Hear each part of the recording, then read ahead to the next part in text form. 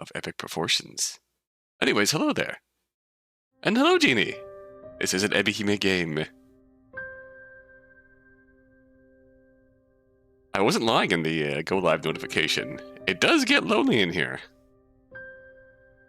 It gets so lonely in here.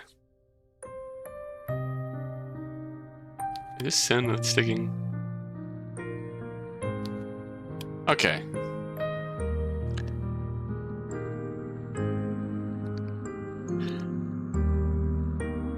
I suppose. Can you hear me over the sound just fine? Just give me a little heads up. Make sure everything's alright. Sounded alright in my book, but just want to double check. A second opinion of sorts, because I don't always trust my own eyes and ears when trying to gauge things like this. Or just give me a thumbs up or something.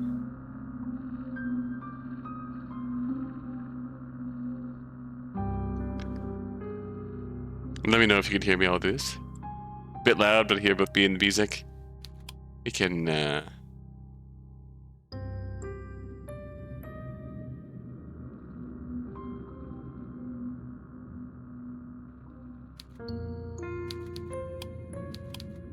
Alright, how about now? Any better?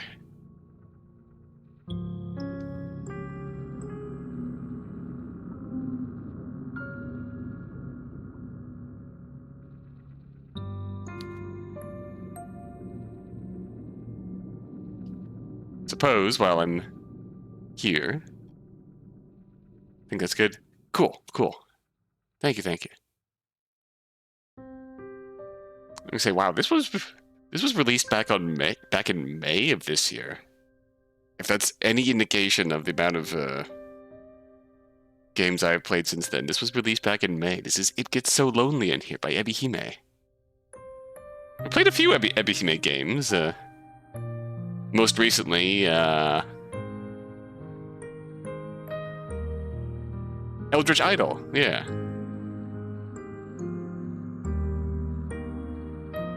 From Spooktober. This is a very different game. This is a very different game, but yet in many ways very similar. It's a bit more fairy tale themed. We are running through the woods, trying to escape. We don't know where we're going. We have no map, no route, no plan. We just need to escape. This game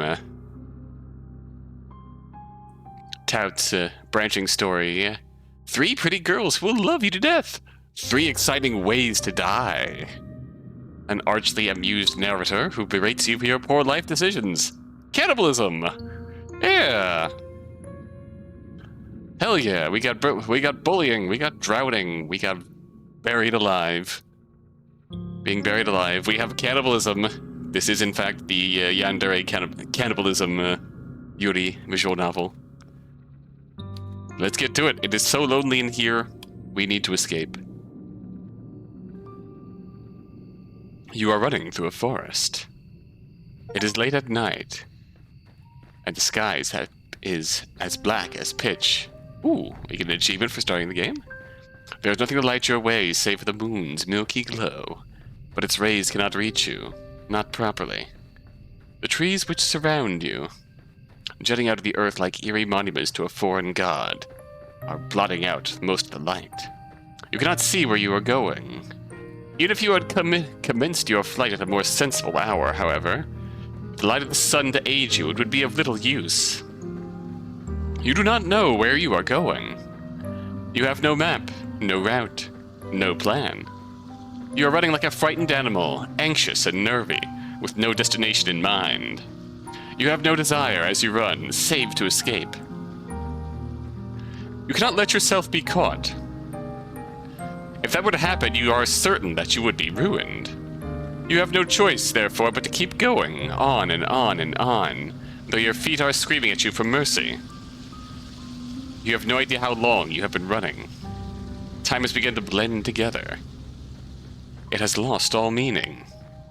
Something sharp snags the hem of your skirt, but you do not have the luxury to pause and examine what has happened. Instead, you tug. Your skirt tears, the sound splitting through the forest, and you stumble forwards with a shocked gasp. You are free, but at what cost? Your skirt has been irrevocably damaged. It might be too late to worry about such trivial matters now, though. If you do not start running again, and soon, she will catch you. Then, your life will be over. You do not know if she is still following you, but you do not want to risk looking over your shoulder.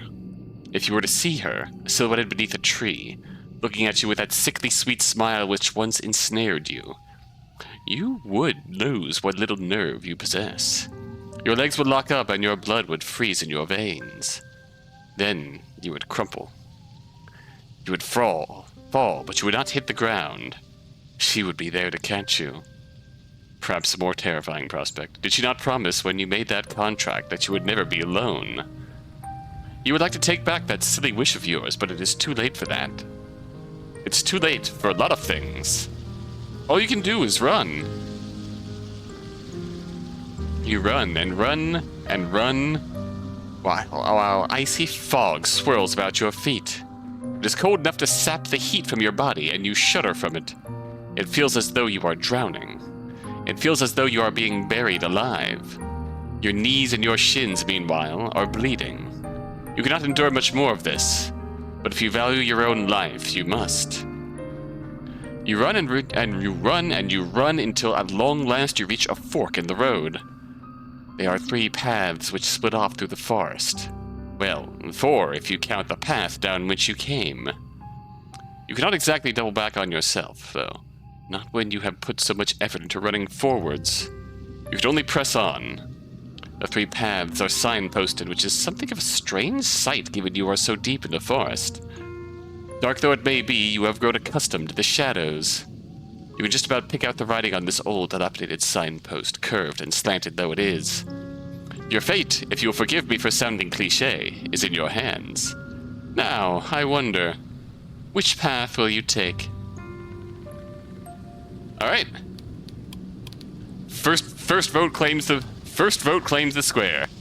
Are you going to the shore, go to the village, or go to the castle? We have 3 clear paths.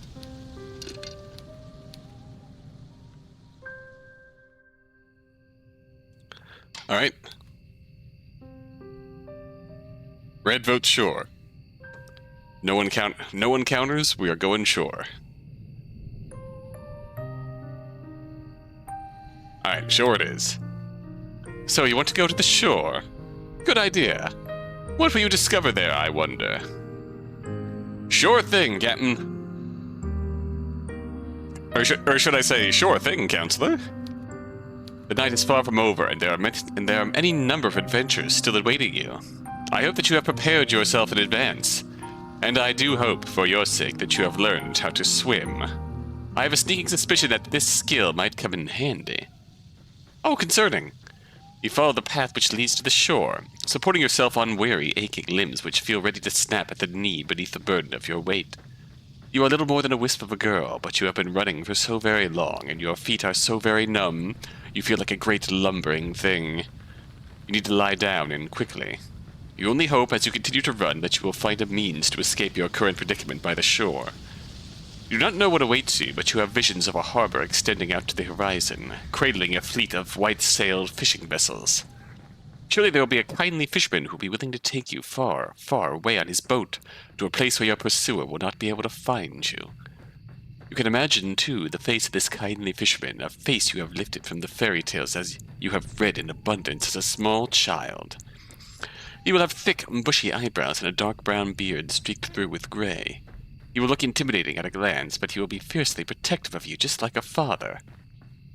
You do not know what fathers are supposed to be like. Uh-oh. I'm gonna say Rev's not here, or else we have Christian Cage activation noises. You do not know your father. You are only imagining.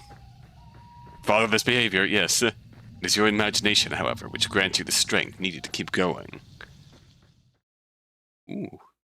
You run to the shore. It takes some time before you finally emerge from the woods, but finally, you do it. How much time, you ask? I cannot answer that. Did I not say that time had begun to lose all its meaning? The forest is behind you now, at least, and all the awful nightmares that lurk with it. It is still cold, though, and still foggy. It is still dark, too. The sun has yet to rise. You can see the moon more clearly now as it hangs above your head, round as any pearl or orb or crystal ball. The moonlight shines down upon the vertiginous cliffs, which plummet sharply downward to an array of sharp, spiky rocks below. You felt, upon escaping the woods, a degree of hope, but the sight of those weather-blasted cliffs gave you pause. You inhale, then you frown.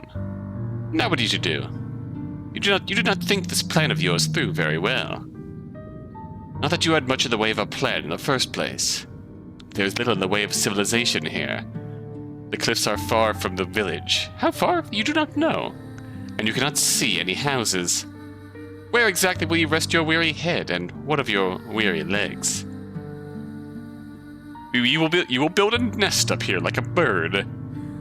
Fitfully you look around. There is nobody to your east, nor is there anybody to your west.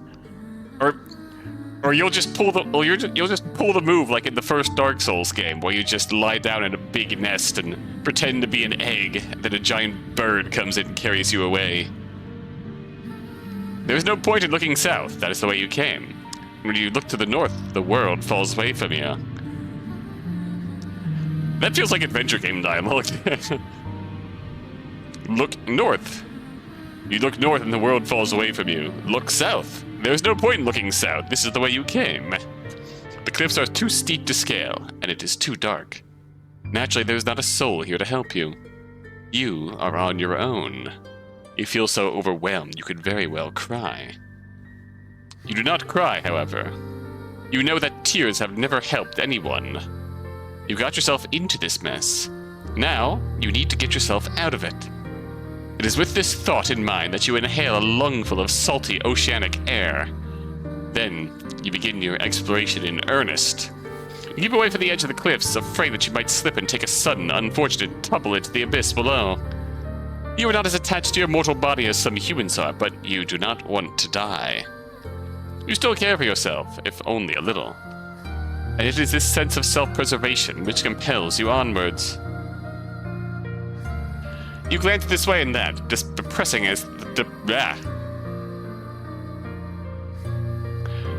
the tall grass beneath your shoes as you search for a place of shelter.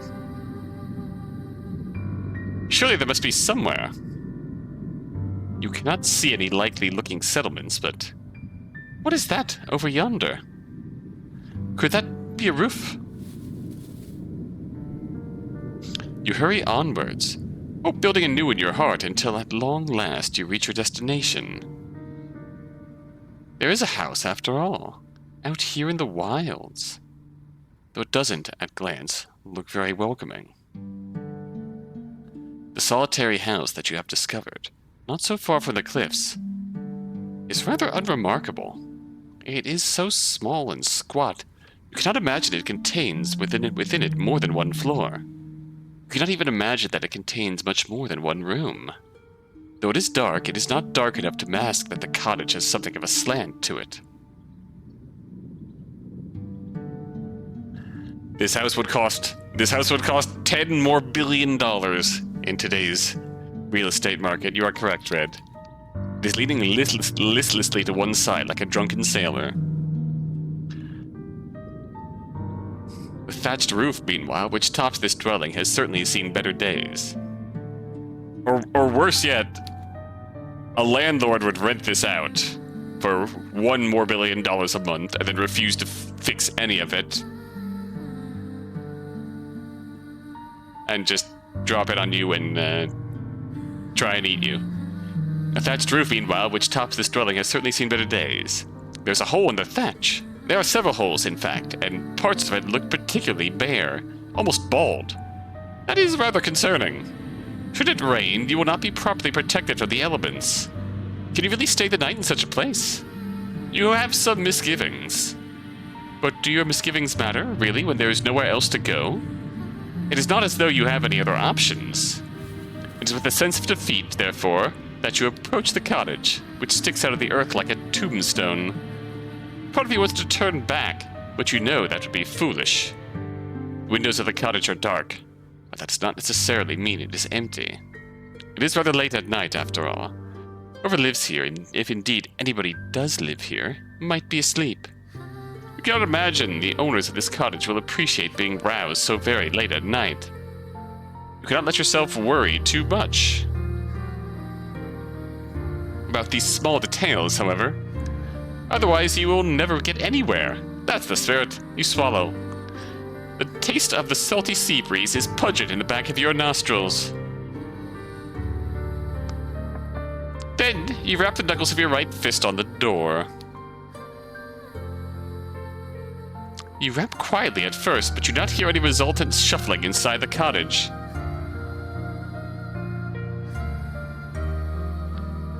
Perhaps you did not use enough strength.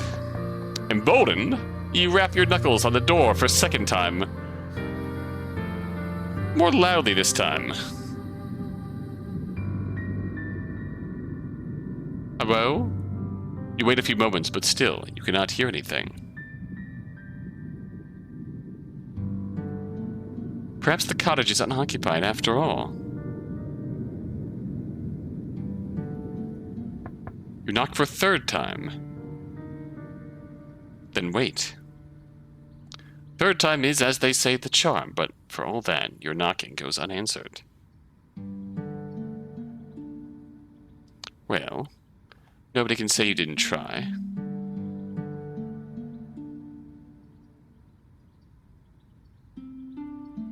Or intrigued, now that anxious, your fingers find the handle of the door. You pull it down, and to your surprise, it yields easily. The door swings back for you, as if by magic. It feels almost as if this was preordained. You step foot inside the cottage, which is very dark, and glance around.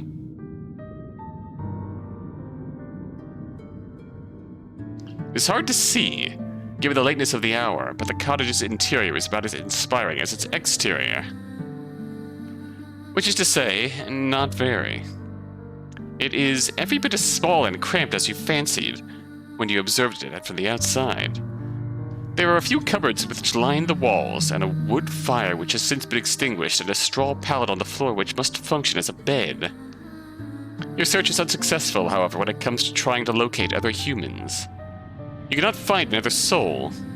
Surely that is to your benefit, though. If nobody else lives here, then you might as well make yourself at home. Or as at home as one can be, I suppose, in a small, cramped cottage such as this, with holes in the roof. You close the door behind you, then approach the straw pallet. All of a sudden, you feel incredibly weary.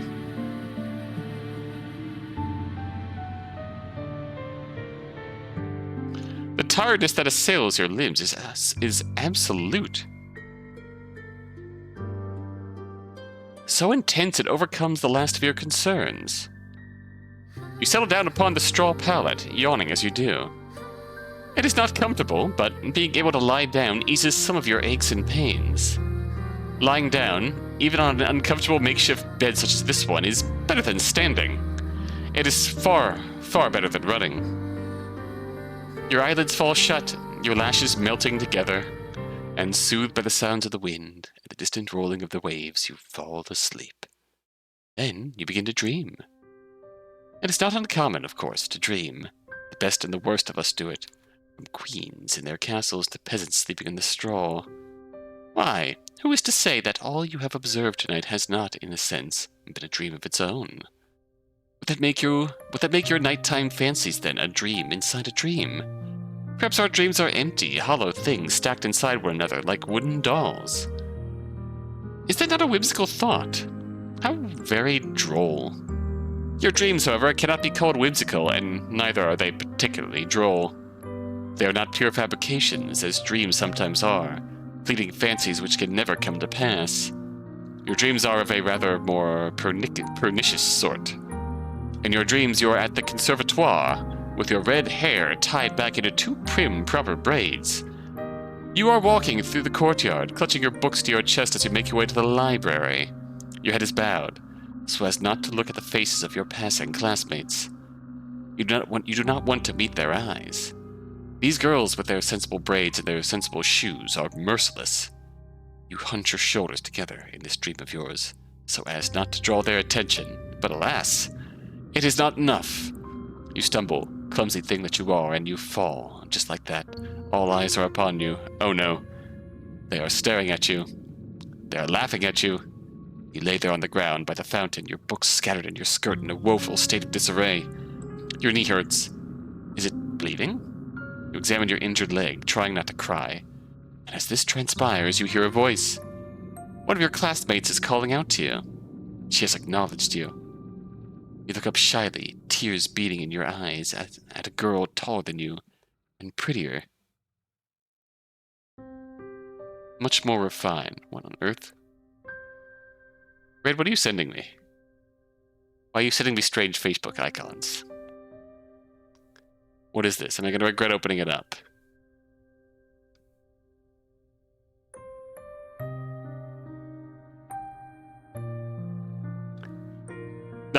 Okay, no, I did not regret opening it. I did not regret this. That is excellent.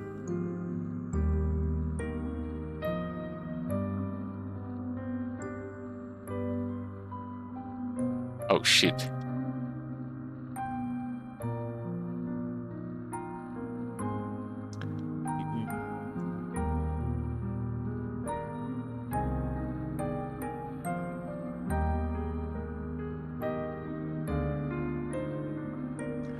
Thank you, Red.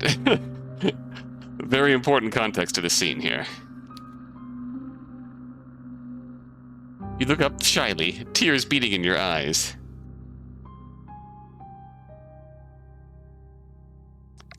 At a girl taller than you and prettier and much more refined. She extends her hand toward you. Does she mean to help you? It cannot hurt to try, can it? Hesitantly, you reach out to accept her offered aid. Her fingers curl around yours tightly, perhaps too tightly. Her nails dig into your skin. It hurts. Deftly, the girl pulls you to your feet. Your legs feel weak from your fall, and your knees still aching, still bleeding.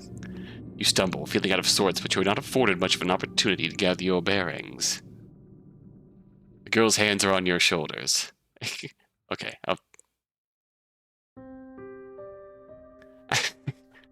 I mean, it fits. She just came back to see this, yes. We tripped and we fell. We're having the worst dream of our life. It's perfectly normal. This is just... You mean to tell me you don't... You've never had a dream where you just completely and utterly embarrass yourself in front of all your peers? She's laughing at you. Yep, and then it gets worse. The cute, strong girl who helped you up is now laughing at you, and you are just suffering. Then she is pushing you. The sound of the fountain and the running water which drums against its basin is all of a sudden very loud. It is overwhelming. It surrounds you.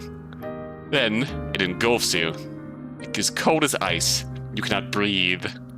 The rushing of the water continues, echoing in your eardrums over and over, and then... No. You do not want to remember this. What good will it do? It's in the past, where the past ought to remain. You are never going to go back, not even in your dreams. It is this determination which forces you back into the world of the waking with a start. Right.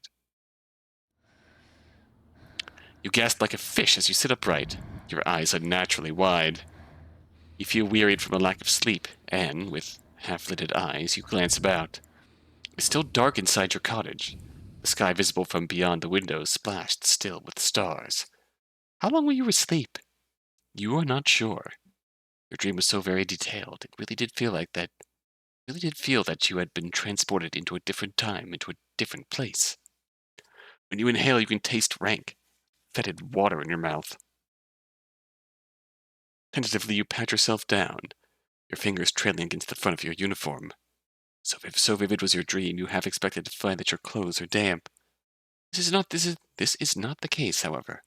You are, in fact, perfectly dry. Oh, now what are you going to do? Will you go back to sleep?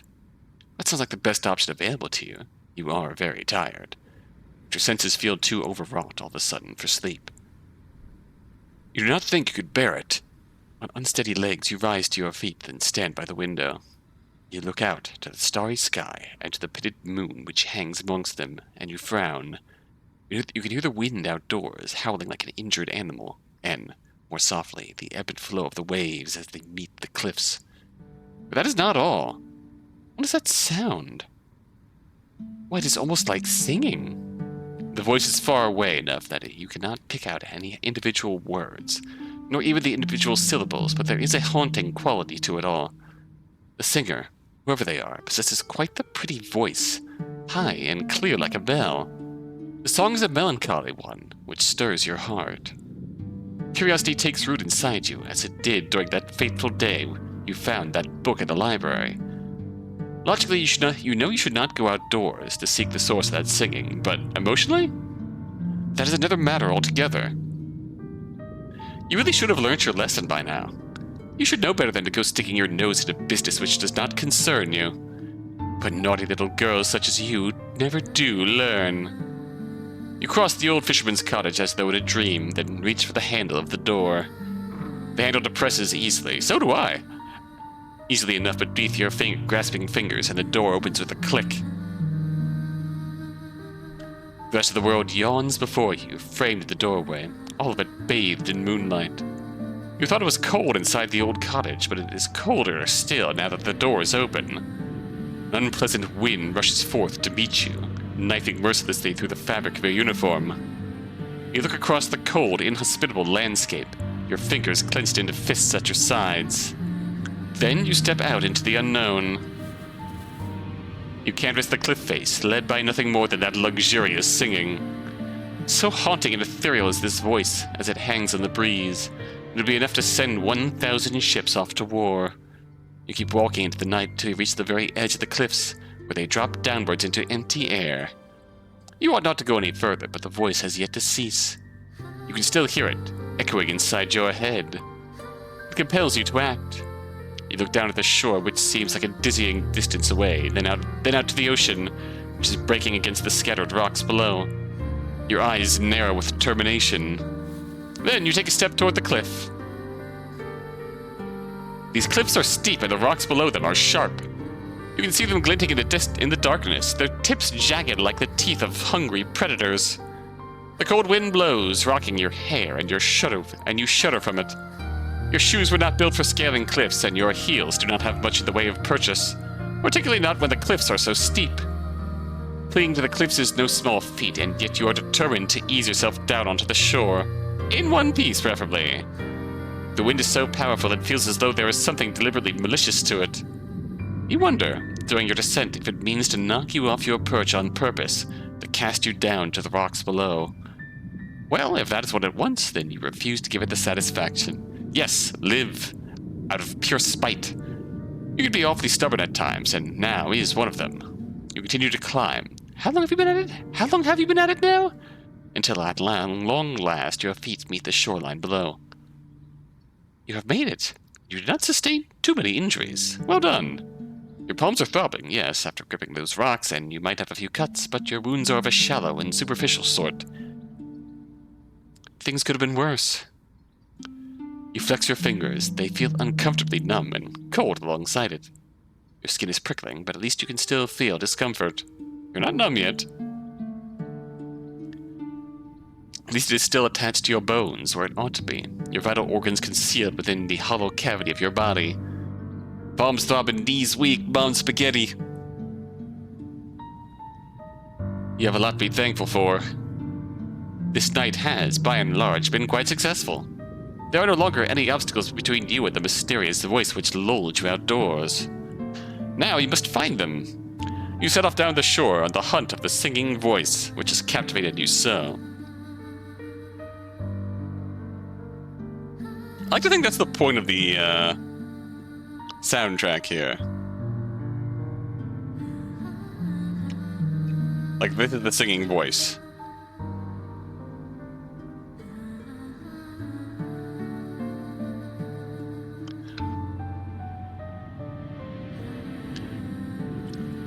You sidestep sharp, jagged rocks which jut out of the sand like teeth. The rocks which cannot be circumnavigated, meanwhile, you climb over. All the while, the sound of the sea mingles with that of the singing. It provides an ethereal, haunting backdrop to your exploration, one which further adds to the surreality of your moonlight stroll. The waves lap against the shore, then recede slightly, shyly, pushed and pulled by the bleached white moon which hangs overhead. The oceans that you have seen in your library books were all blue as sapphires, but this ocean is different. It is so late at night it looks black instead. The undulating surface of the water reminds you of a mirror, though its depths are even deeper and much more mysterious. A sense of foreboding settles upon you, but you try to quash it. You will not let yourself be afraid. Ah! Part of your world. We have found a mermaid. You round a corner, your feet unsteady in their sensible brown shoes. Grill spotted! Grill spotted! And then at long last, you see her. There's a woman sitting upon a rock, out in the ocean. The woman's eyes are closed and her lips are parted, her expression soulful. She is singing. Her hair, which is fair, flutters around her face like a shroud, which adds to her otherworldly aura. Her eyes might be closed, but her lashes are long and luxuriant like a doll's. Her lips, meanwhile, which are parted in song, are soft, like the freshly plucked petals of a flower. Her face is perfect, as are her proportions. Her neck is tall and slender like the stem of a flower. As for the lower half of her body, meanwhile, well, the ideal form. It is nothing like anything you have ever seen before. It is here, and here alone, that the woman betrays your narrow human definitions of beauty, for her legs are non-existent. Rather than two awkward appendages, this woman has, indeed, the sleek, shimmering tail of a fish. Is she not, then, a human? She cannot be. Not with a tail like that. This unusual sight makes you gasp, and quite audibly like that. You do not mean to be rude, but you cannot help yourself. Humans tend to react poorly to things they do not understand. At least you do not scream. That would be even ruder. Oh my. Oh, hello. You meant to observe the mermaid from a distance, but it would appear that your shocked gasp is loud enough to attract her attention. The fish-tailed vision sitting on upon the rock is looking at you. Her gaze is so piercing it feels almost as if she is looking through you. Your heart seems to stop inside your chest, as if by some manner of a magical spell. You thought the mermaid pretty when you first observed her. Sitting on that outcrop of rock, her face turned in profile. Now she is looking at you, however, you can see that you were mistaken. She is not just pretty. She is beautiful. So much so, it is almost unnerving. She looks as though she has stepped out of the pages of a picture book. She is simply too perfect to belong to this world. Perhaps she has some kind of vision, a waking dream, a hallucination. But no, she is none of those things. Her tail might be an impossible thing, but its scales look slick and wet regardless, like those of any fishes one might find at the market. These scales are iridescent and bathed beneath the light of the moon. They seem almost to glow. The sight of her rather takes your breath away. You look at the mermaid. She looks back at you, and she looks at me, and I look at her, and she looks at me, and I look at her. You prepare yourself, expecting some sort of altercation. But the surprise soon fades from the mermaid's face. Her lips, which once were pursed in a frown, now shift upwards. She is smiling. Then, she says in a refined sort of voice, My. It really is good to see a human again, particularly a human girl. I was beginning to fear that your kind had all disappeared, and I would no longer have anybody left to tell me of the world above the waters. My, this is quite the effusive greeting. The mermaid's introductory speech is positively brimming with excitement of a sweet, girlish variety. She's rather more amicable than the fine polish of her syllables would make one suggest. I totally didn't come this close to reading that as Polish. And the her fine Polish syllables, which is a very different meaning than what was intended in that circumstance. Yes, my fine Polish syllables. Yeah. Overwhelmed, anxiously you observe the mermaid and ask her what she means. What happened? As to that, I'm afraid I cannot say. I have been sitting on these rocks and singing for many, many nights, but nobody has come to see me. There have been no lovely humans for me to play with. But play with? I was beginning to wonder whether your kind had disappeared altogether. I feared some manner of calamity had occurred while I was slumbering beneath the water's surface, and your kind had been eradicated. Oh.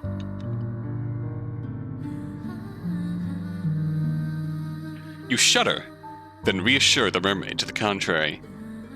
You do not know about the humans that she used to speak with, but you, at least, have not been eradicated. I'm here. Hey, you can play with me. You are still there.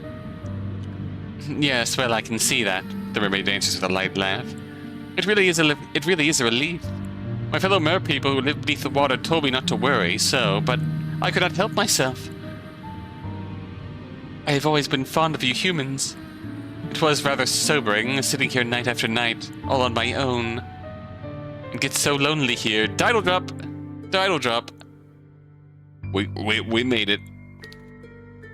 Now that is an interesting turn of phrase. It catches inside your heart your head like a blur. Have you heard it before? Oh. So, dear human, did you say that you are unfamiliar with these parts? Hesitantly, you examine the mermaid. Thoughtless though you might be at times, you are not so very self-centered that you cannot detect the note of longing in the mermaid's voice.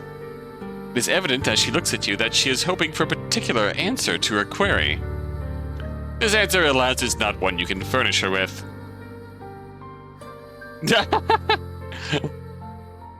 Why not? Let's get me. Correct. Why not? Let's get married. I made it all the way down here, after all, so, you do not want to lie to her.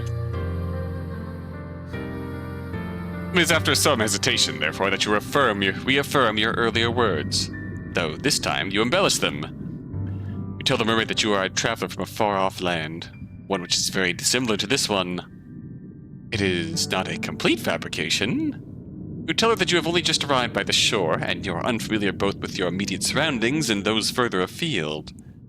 Okay, yeah, I'll bend the truth slightly. Who's gonna know? It's not gonna be that big a deal to explain down the line. I mean, you know.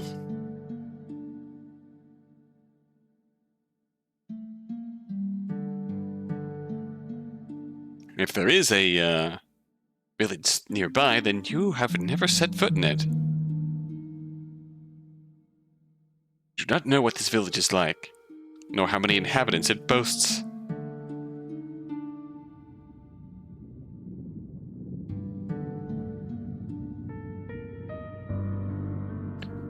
You do not know if a calamity, as the mermaid grimly supposed, has struck this land.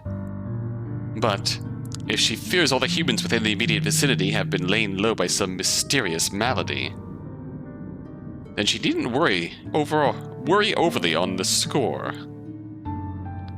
You are still alive. Am I not enough?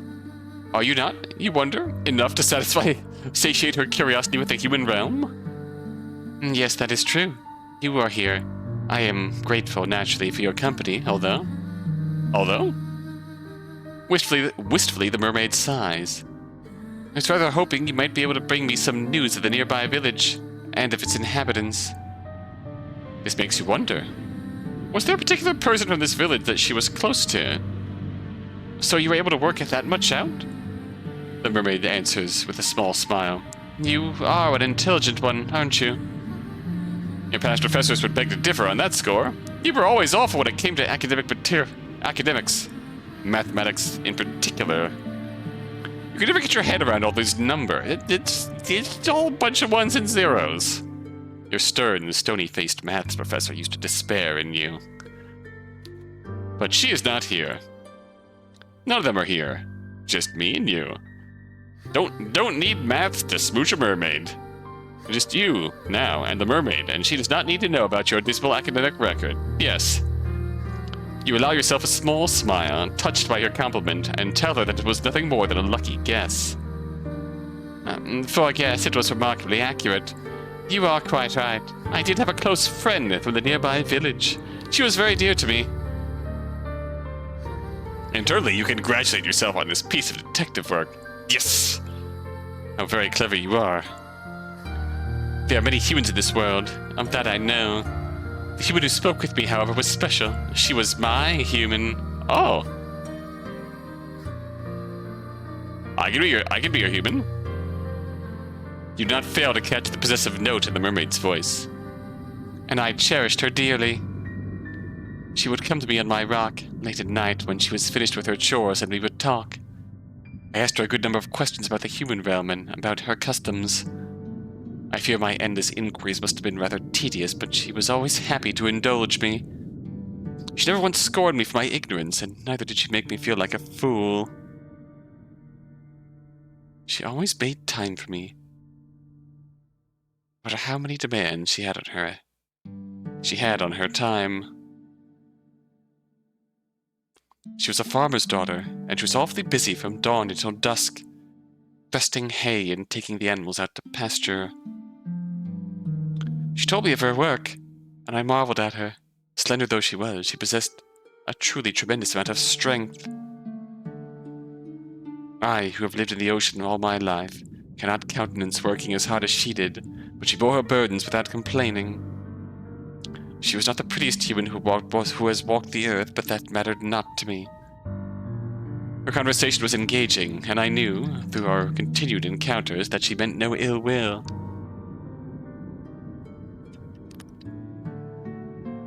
She did not even have a single drop of malice in her heart.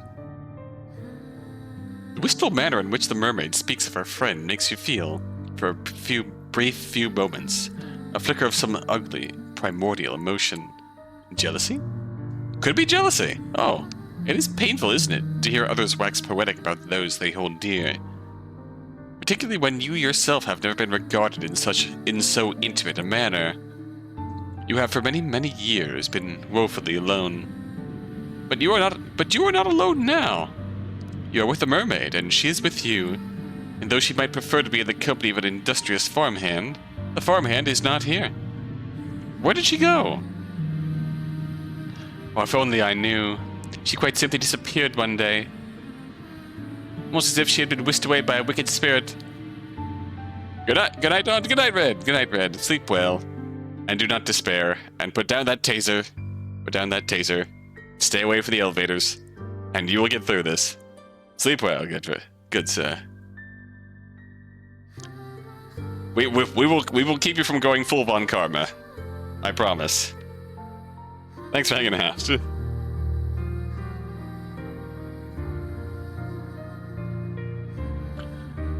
It seems like quite the anticlimactic ending for such a close relationship. Did the farmhand not tell her companion beforehand that she might one day disappear? No, she did not. Nothing of the sort happened. It was all very sudden. So you ask, feeling affronted upon the mermaid's behalf. Did she not give you any warning? Not a single one. And when, you ask, did she disappear? I do not know, in truth.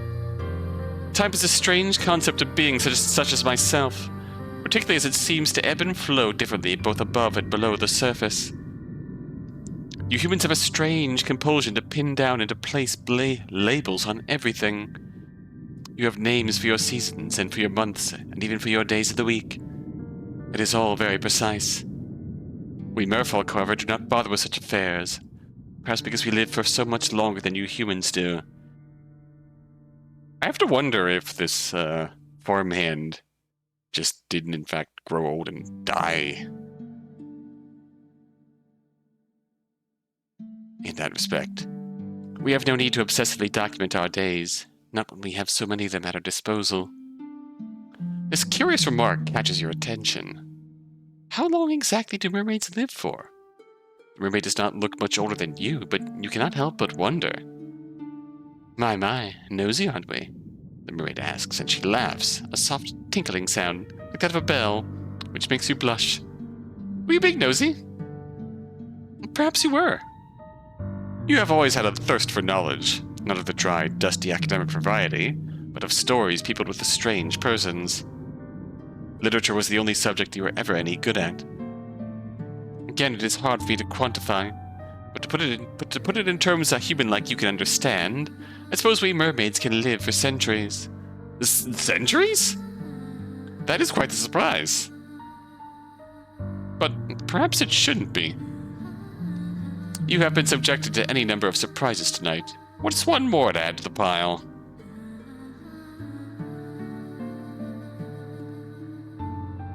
I have not been waiting quite that long, however, for my friend to return to me. I think it has been but a few seasons. It might not sound like much, but never before have I been so aware of the passage of time. I have experienced any number of wants during my life, but I have never wanted anything quite as badly as I want to see her. I wish she would sit with me, and she would talk with me, just one more time. But perhaps I am asking for an impossibility. I've been waiting for long enough now, to presume that she will not be returning to me. I fear that something must have happened to her, or to her family, or perhaps to her whole village. You can hear the worry throbbing in the mermaid's voice, so potent that for a few moments you swear you can feel the depths of her sorrow within your own heart. Her sadness over this human girl is deep, dark thing, almost fathomless. You cannot let yourself indulge it for too long. Otherwise, you fear you might drown in it. Ruefully, you tell the mermaid, once more, that you cannot help her. You are only a traveler, after all. What do you know of a single, insignificant farmhand in a nearby village? Yes, I thought you might say that. It is quite unfortunate, but... oh well. I ought not to reflect upon all I am missing. That would be churlish of me, and it would not be fair to you either. You did not approach me, I am sure, with the hope of hearing about all my woes. I should be grateful instead, for all it is that I do have. I still have my long, long life, which stretches before me like a golden cord. And of course, I have you now.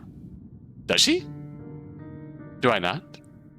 I ought to go soon, for my absence is noticed. But will you not come and visit me again tomorrow night? I think I would like that. I've always enjoyed speaking to humans. Make me feel less alone. You cannot help but feel, as the mermaid observes you with those enchanting eyes of hers, that she does not truly wish to speak to you for your sake.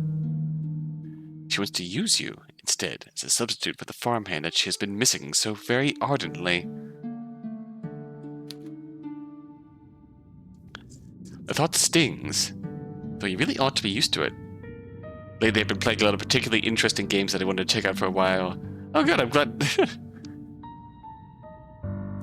We have similar tastes then, because these are coincidentally these are also games that I've wanted to check out for a long time. So same brain, same tastes. Hello, Lilac, how you doing? Still, to be held in lower esteem than a farmhand of all things, oof, it makes your self-esteem sting. You try not to let the mermaid notice this, though.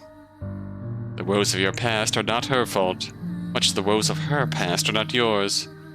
It is silly, in any case, to be jealous of a girl who might very well be dead.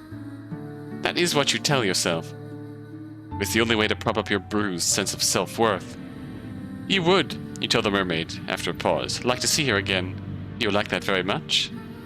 Oh, thank you. I've been feeling very gloomy for quite some time, but seeing you has invigorated me. Finally, it feels like I could smile again. Did she not smile, you wonder, after her friend disappeared? I did not know. I did not have the heart. Without her, the world seemed very dull and drab. Your company has cheered me immensely. This is why I like humans so much. You are not callous and unfeeling, like the merfolk who live beneath the water's surface. You are much kinder than they are. Oh, if only she knew. If the mermaid were aware, I wonder of how petty you are, and how jealous would she still care for you. Well, that is neither here nor there. Play a lot of ebi-hime games. I've always interested in her new works.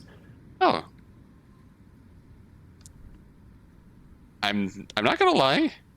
I know ebi-hime does a lot of I guess more traditional boys love, girls love games. I want to play more of them somewhere down the line. Just because they look really lovely and wholesome. As opposed to the normal harder, to the normal murder and mysteries I usually thrive in. Well, that is neither here nor there.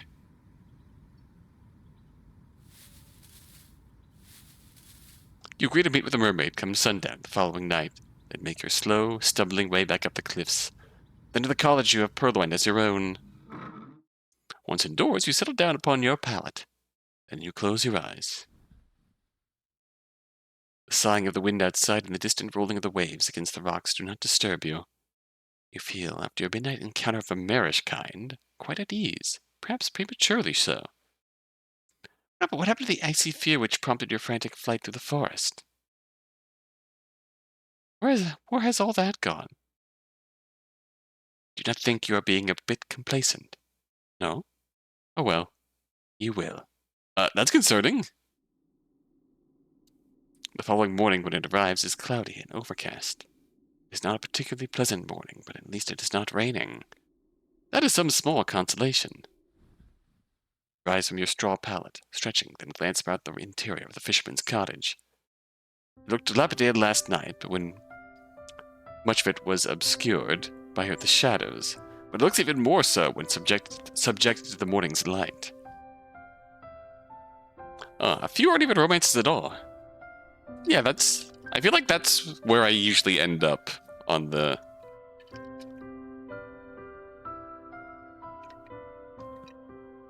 interest scale. I feel like that's where I usually end up.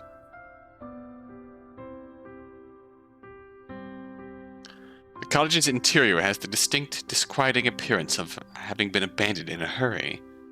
There is broken pottery strewn upon the ground, and a singular wooden chair, which once must have stood by the singular wooden table, is lying on the floor. The doors of the cupboards, meanwhile, are ajar, the shelves within depressingly bare. A quick search reveals a handful of edibles, but there is precious little to be getting on with. If you wish to live here comfortably, you have to look into foraging. You ate very little last night, and your stomach is empty. It was the malcontented rumblings of your stomach, in actual fact, which roused you from your slumber. But your body seems to be very far away indeed, much like the grey clouds which choke the sky. You are not thinking of your own physical discomforts. You are dwelling instead upon the events of the night prior. You cannot help but think of the mermaid. Did you truly meet an aquatic maiden last night, during your nightly stroll when you could not sleep? It sounds unreal, especially now that the sun has risen and the shadows from the night prior have disappeared. You cannot quite believe it. It must have been a dream. But why then can you recall it so very clearly? You help yourself to the scant food and drink available to you, all while thinking of your next course of action. Now what do you do? You plan, of course, to return to the shore come nightfall, so that you might once again see the mermaid, but the night will not arrive for quite some time. You need to find some means of keeping yourself occupied until then. The uninspiring interior of the cottage does not furnish you with any particular ideas, so you decide to go for a walk. Your soul still ache after your exertions last night, but if you go slowly, you ought to be alright. That is what you hope, at least. You do not want to spend much longer than you have to in the fisherman's cottage, no matter how cold it might be outdoors. It's almost as cold inside as it is out. In any case, the cottage is far too small. Leave the cottage behind you and set off. You do not know where exactly you are going, but you suppose it does not matter overly much. You do not have any particular destination in mind. Your meanderings lead you to the cliffs, which are steep and sharp. The drop to the shore is a perilous one, so much so that you have to wonder about how you were able to descend the cliffs the night prior to meet the mermaid. You are rather more determined than you ever realized. Though I, of course, could have told you that much. You are surprisingly capricious for such a small, slender human. You walk along the side of the cliffs, keeping a sensible distance away from the drop to the shore. You might have survived last night's excitement unscathed, but you do not fancy trying your luck. It would be so like you, really, to avoid a drop to your death and into darkness, only to stumble during the morning's light and take an irreversible tumble. Your fortunes have never been the fairest. Your meanderings along the cliff reveal to you all manner of curious flora. You thought the night prior that the cliffs were weather-blasted, but you can see now that your assumptions were incorrect. There are flowers here, very warm and bright, like the sun's light during the summertime. Or, you think, with a flush of pleasure, the fair hair of the mermaid, whom you are certain you spoke to last night. These flowers are so very like her hair, it is uncanny. You step toward the flowers, drawn toward them, and sink down to your knees. The tall grass brushes your ankles like a caress, the morning's dew wetting your skirt. Your clothes are getting damp, as are your legs, but you care not for this minor discomfort. You have just had an idea. Why not make a gift for your new friend? You are sure that she would appreciate it. Why would she not? She told you, in a voice which was steeped with dolor, that she had been feeling lonely. You want to see her again. When you next see her, you would like to make her smile. It is with this thought in mind that you begin to pick the flowers which are growing on the cliffside. These flowers do not have any thorns, and their delicate stems snap easily enough between your fingers. You take care when plucking these flowers to leave a substantial amount of stem intact. You will need these stems so that you might twine the flowers together. You mean to make for your mermaid a diadem, something she will be able to wear in her hair. This tiara is certain to suit her. She is so pretty, anything would suit her. Continue to work, slow and steadfast as the weak sun shines. It takes time, but you are eventually able to fashion something you are satisfied with. You only hope the mermaid will feel similarly, if indeed she really does exist. Carefully you pocket your makeshift diadem, then decide to forage for some food. You discover, during your search, some fruit trees whose sweet burdens are enough to fortify your spirits. For the present, at least. It is fortunate, really, that you are so excited about your moonlight rendezvous with the mermaid. If you were less focused upon the future, and dwelt more on the immediate present, you might have had more of an appetite. The emptiness in your stomach assuaged, you return to the cottage, whereat you mean to wait for the setting of the sun. There is very little to do, you soon discover, in the cottage other than checking the cupboards and sweeping the floor, occupations which feel so depressingly pointless. There are no books to read either, with which you might pass your idle hours. You do, however, busy yourself with trying to light a fire so that you might ward off the cold. Time is horribly slow in passing, in part because you have precious little to do, and also because you cannot stop thinking of the mermaid. Will she really return to the shore, as she said she would? I feel like her prose is a bit fancier than you typically see in VNs, which I appreciate. Oh, definitely agree. And in this case, it's definitely more poetic because it's intentionally going for a fairy tale-esque vibe and atmosphere.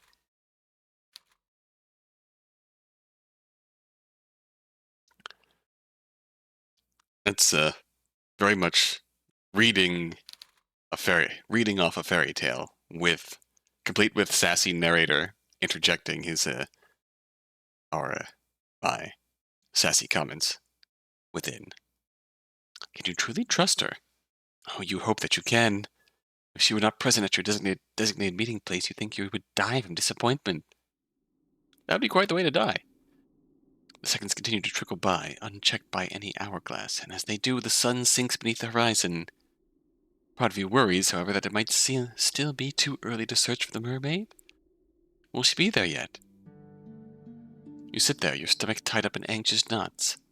As you listen to the wind which buffets your windows, you hear it. The sound is faint, but you recall it well from the night before. Very true, it is evident in your other work, too.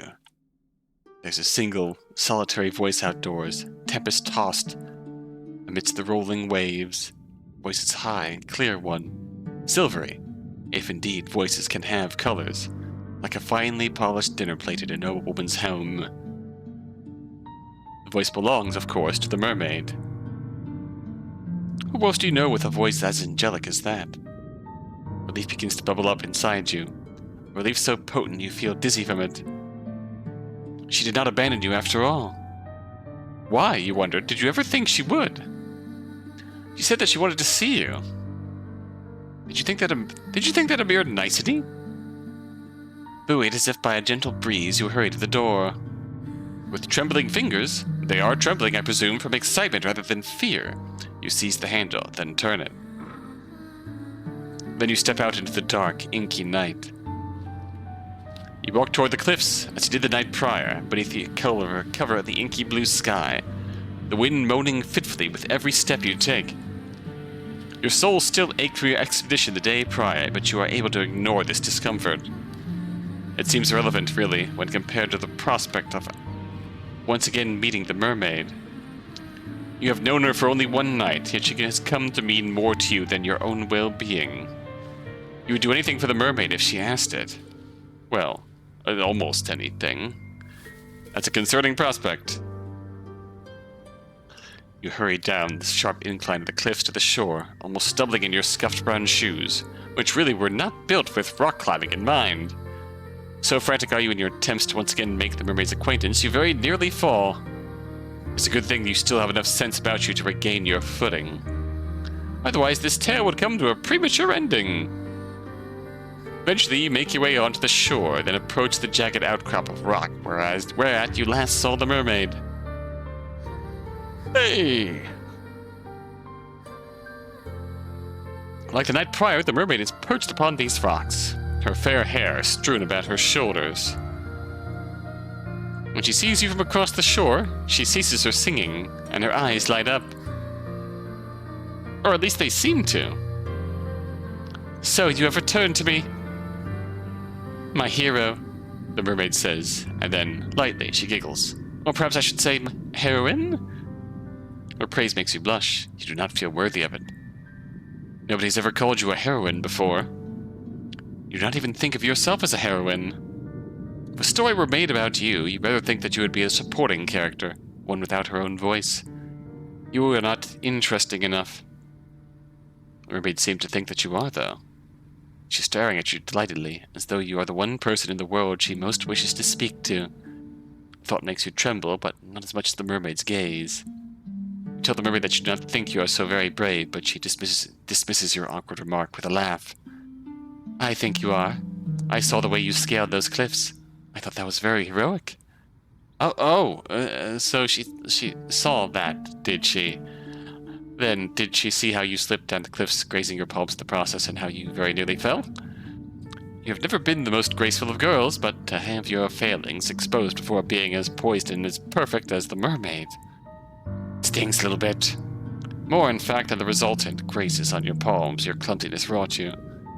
Tell the mermaid that there was nothing so very heroic about all of that. You were simply excited, that is all, to see her again. You weren't thinking.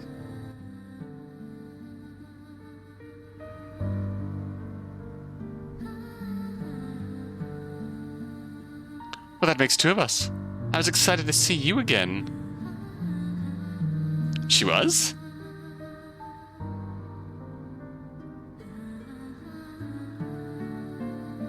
Naturally. I had a very good time speaking to you last night. I had hoped we might resume our correspondence. That is why I came to the rocks a bit earlier than usual. I was waiting for you. Did you hear my song? Yes, you reply, with a nod of your head. You heard it all the way back in the abandoned cottage. It called out to you. That was the general idea. I was singing for you. Oh no. She was? Oh no. You do not think that you are worthy of the mermaid's song, but if she does not mind dedicating her voice to you, then... Well, who else would I dedicate my voice to? There is nobody else to hear me. That's a good point, you suppose. And Charlie, you look back at the mermaid. You thank her for her song. It was very beautiful. Then tell her before you can lose your nerve that you have prepared a present for her, too. Oh, have you really? You have. It's a small thing. Nothing more than a silly trinket. But if it would not be too much of an imposition, then... With clumsy fingers, you reach into your pocket. Oh. For a few moments, you fret that your near fall down the cliff might have damaged the delicate chain nestled within it, but your worries are in vain. The chain is surprisingly sturdy, given it was made with only a few flowers, and has held firm against the odds. You handle the chain with great care all the same, however, as you hold it out, presenting it for the mermaid's approbation. It was for the mermaid that you fashioned this chain. You thought that it would look nice nestled in her hair. You were pleased with the chain when you first made it. After looking at the mermaid, you have begun to reconsider. Mermaid's beauty is otherworldly, so much so it almost hurts to look at her. Your flower crown, by comparison, seems a very meager offering indeed. The longer you hold your gift out, the more unworthy it feels. You have half a mind as the seconds elapse to snatch your silly, wholly unworthy gift back from the mermaid before she can judge you too harshly. The mermaid's lips curve upward into a smile, and a voice so full of gratitude it makes your heart throb. She says, "Oh my, did you make this for me?" "Well, yeah," you reply, still feeling a little flustered. "You saw these flowers earlier when you went for a walk, and they made you think of her." You hasten to add that you think her beauty is comparable to these flowers. They are far inferior when contrasted with her good looks. Simply thought you were unable to get the rest of the sentence out, however, because the mermaid interrupts you. Not rudely, but with something resembling compassion. Perhaps she pities you. She must be able to hear how your voice is trembling. Can she also see the way your hands tremor? Oh dear. Faint heart never won the hand of a fair maiden, you know? What happened to all your confidence? I think that your gift is a wonderful one. I did not at all expect it, but it really is pretty. Look at your feet, too shy to meet the mermaid's gaze. Then you say, very quietly, that you are glad that she thinks so, but she does not need to spare your ego. You have precious little of it left as it is. The mermaid seems touched by your shyness. Perhaps she likes her prey to be self-conscious. Because she smiles. I am not simply saying things to spare your ego. I am not like that. Humans might spout platitudes as early as they breathe air. I do not compliment others unless I truly mean it. Is it not the point of speech? To have an honest dialogue with one another? If one party in a conversation is withholding their true intentions, then conversation is impossible. Playing games is a waste of my time, particularly given my time above the surface is so very limited. Oh! You blush at this, more deeply still, and survey the mermaid beneath the full fringe of your eyelashes. Then she really does like it? Did I not just say that? You humans are so very funny. I would have thought you were second-guessing. She was like that too in the beginning. She? My friend. The mermaid's answer is a simple one, but it makes your stomach clench regardless. Oh no. Ah yes, her friend. How could you have forgotten about her? She used to make me gifts too, you know? Gifts like this one. She would pick flowers on the cliffs over there, where I cannot tread. Mermaid gestures with one hand to the cliffs, which tower above the shore, tall and imposing as though to stab the sky above. Yeah, this is gonna go over well. We had the same idea as her? Oh no. Nice girls finish last.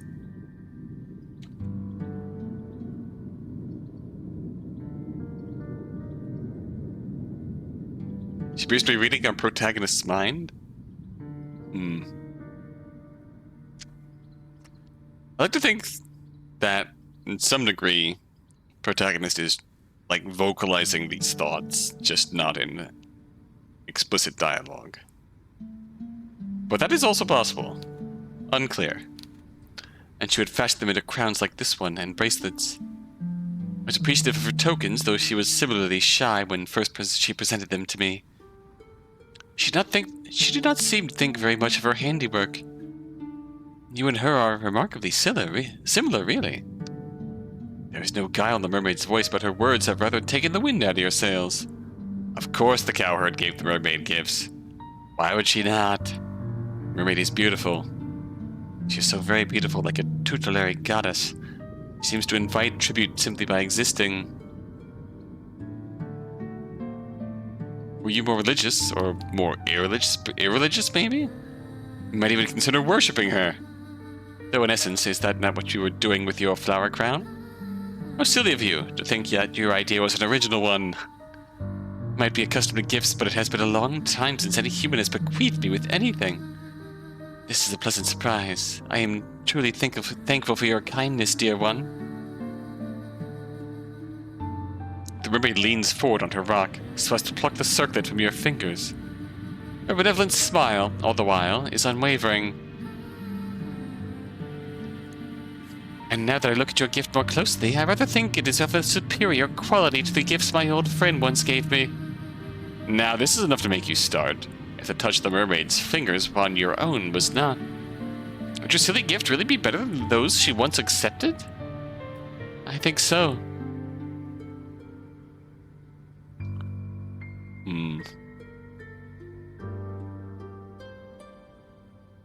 Would your silly gift really be better than those she once accepted? Because here it is again. I think so. My friend's trinkets were all rather clumsy in execution, though I cherished them nonetheless. They were very precious to me. They did not last for very long, though. Not when I took them with me to my home beneath the ocean. The water soon rent the fragile links between the flower stems asunder. Your diadem, however, seems more sturdy, but it is, by the same token, very delicate. You must be very good with your hands.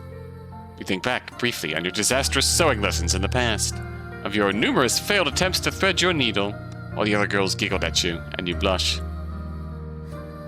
You think the mermaid's praise might be a touch too effusive. You tell the mermaid it says as much, but she only laughs. I do not think so. No.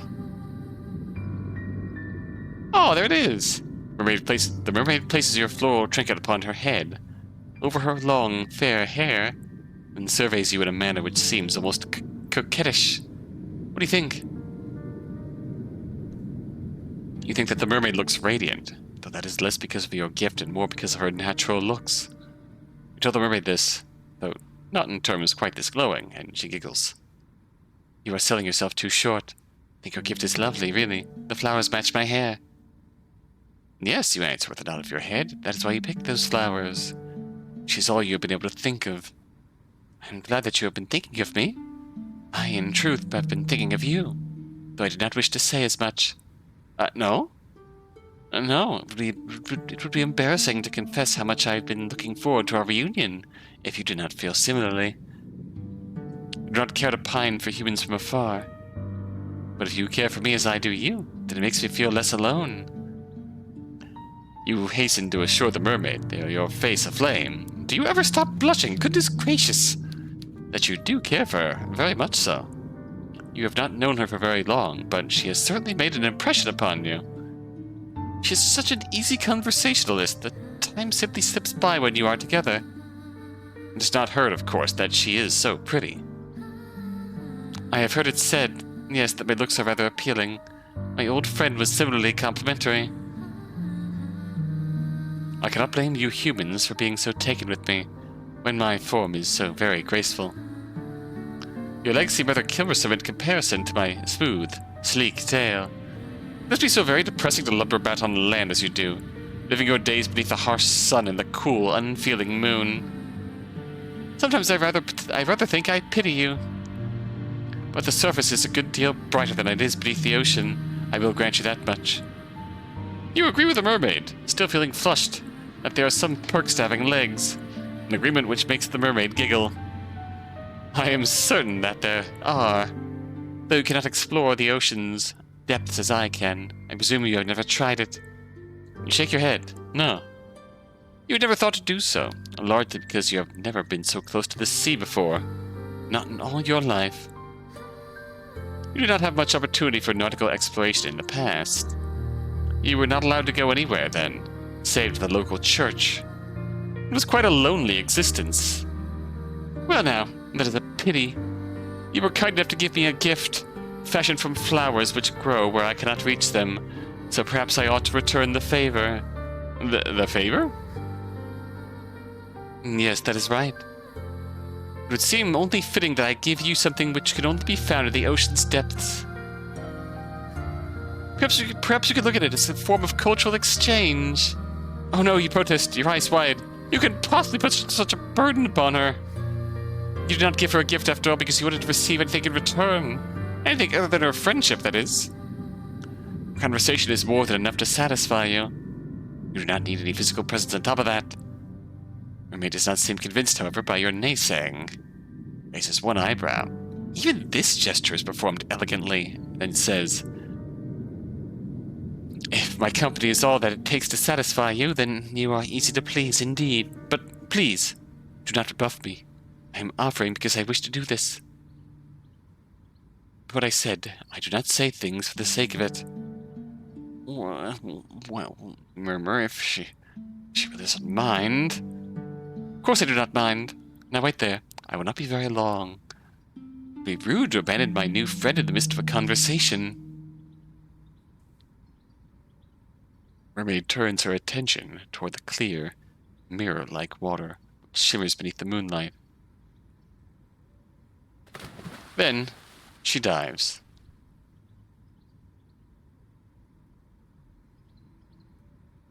Her body arches elegantly through the air, her long, slender limbs cleaving through the surface of the water with nary a ripple. The mermaid's face is first submerged, then her torso, at long last her tail. Water rushes forth to envelop her, as though it has been waiting for her. It subsumes her. It swallows her. Then she disappears from view. The mermaid is gone, but you are still there. Well, now what are you to do? There's nothing that can be done, you suppose, save waiting. You stand there for several moments, watching the black water lap against the shore. The breeze howls mournfully, like a wounded animal, and it buffets your hair about your face, and your torn skirt about your legs. Time elapses, but how much of it? While you stand there, fretfully, feeling as ostentatious as a maypole. When will the mermaid return? Will she ever return? You're starting to worry. Is that all you do? When, look over there by the rocks upon which the mermaid once sat. The water is rippling. Looks as though your new friend has returned. The mermaid pulls herself onto the rocks, using a surprising amount of upper body strength, then smiles at you. I apologize for the wait. I hope I did not make you worry. You were worrying, but you are not half so honest as the mermaid. Mermaids might be spoken of as devious tricksters who lure sailors to their deaths, but they are, in actuality, very sincere. They are much more sincere than most humans. Perhaps that is why your kind fears them so. There are few creatures who inhabit this world whose capacity for lying is greater than your own. You tell the mermaid that you are not worrying, and she answers with a wry smile.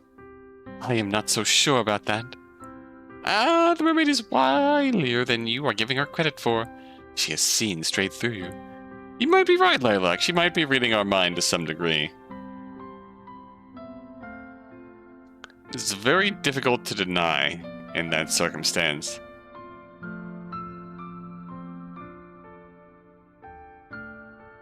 But no matter. It took me some time, but I was finally able to retrieve for you a gift. I do not have the means to turn this into a pretty piece of jewelry as you did with the flowers, but I wish to give it to you nonetheless. I do hope that you like it. The mermaid leans forward, then holds her gift out towards you. Her slender fingers unfurl around it, like the petals of a flower, being folded back, and it is, oh, what a pretty gift it is! The ocean might be dark and deep, cold and unfeeling, but the same cannot be said of the object which glitters upon the mermaid's palm. She has fished from the depths of the water a beautiful shell, one which shimmers prismatic colors beneath the moon's light, much like the scales on her tail. The shell is so very pretty, it quite takes your breath away. You look at the shell worriedly, your teeth biting your lower lip. That is a bad habit, you know. You will make yourself bleed. Then ask the mermaid if this is really all right. Would a gift like this not be wasted on you?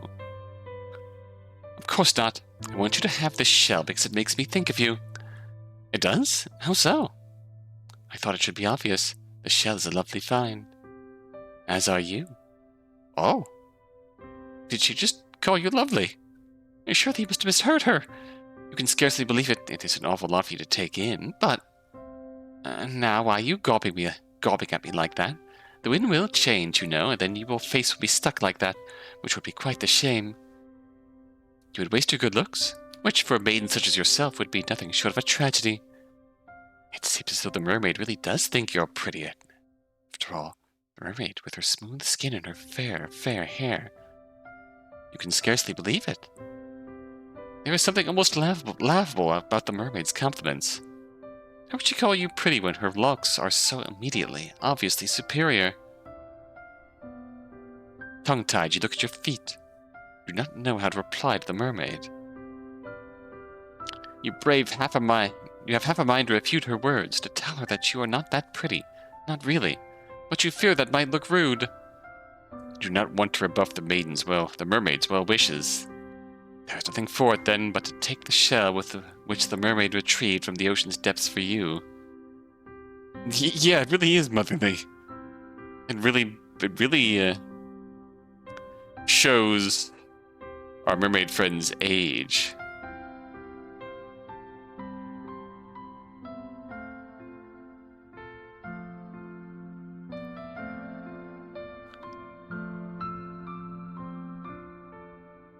You do not think that you are worthy of it, but neither do you want to refuse it. Now that is a surprise, the mermaid says, amused as you reach for the shell.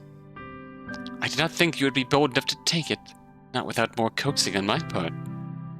You've exceeded my expectations. What a good girl you are. Your heart flutters with this praise, and it flutters all the more when your trembling fingers brush against the mermaid's palm. She presses the shell into your skin, and your own fingers tighten around it.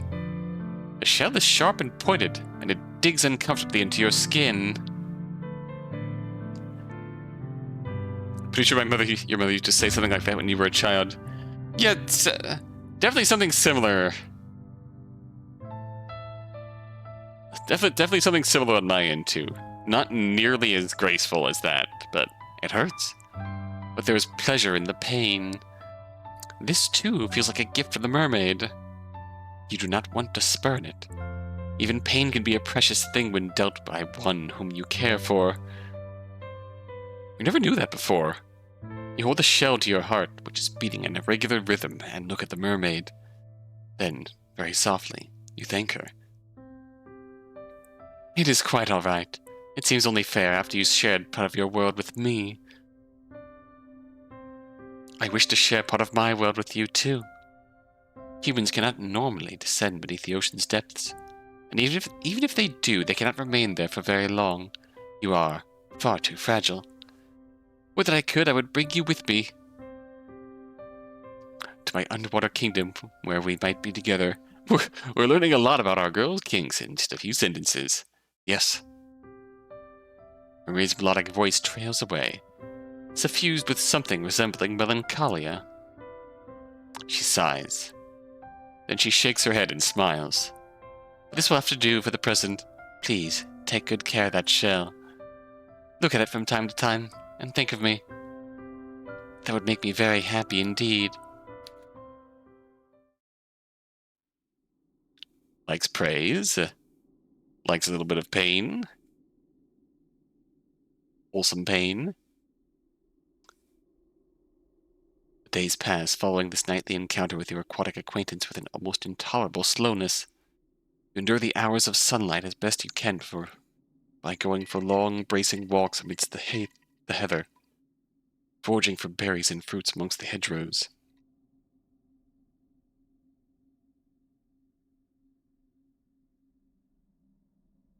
You even, when you have mustered up enough courage, take an old fishing line uncovered in the fisherman's cottage and try your luck by the shore. Your initial attempts at angling are without success, but as the time passes, your proficiency in the art grows.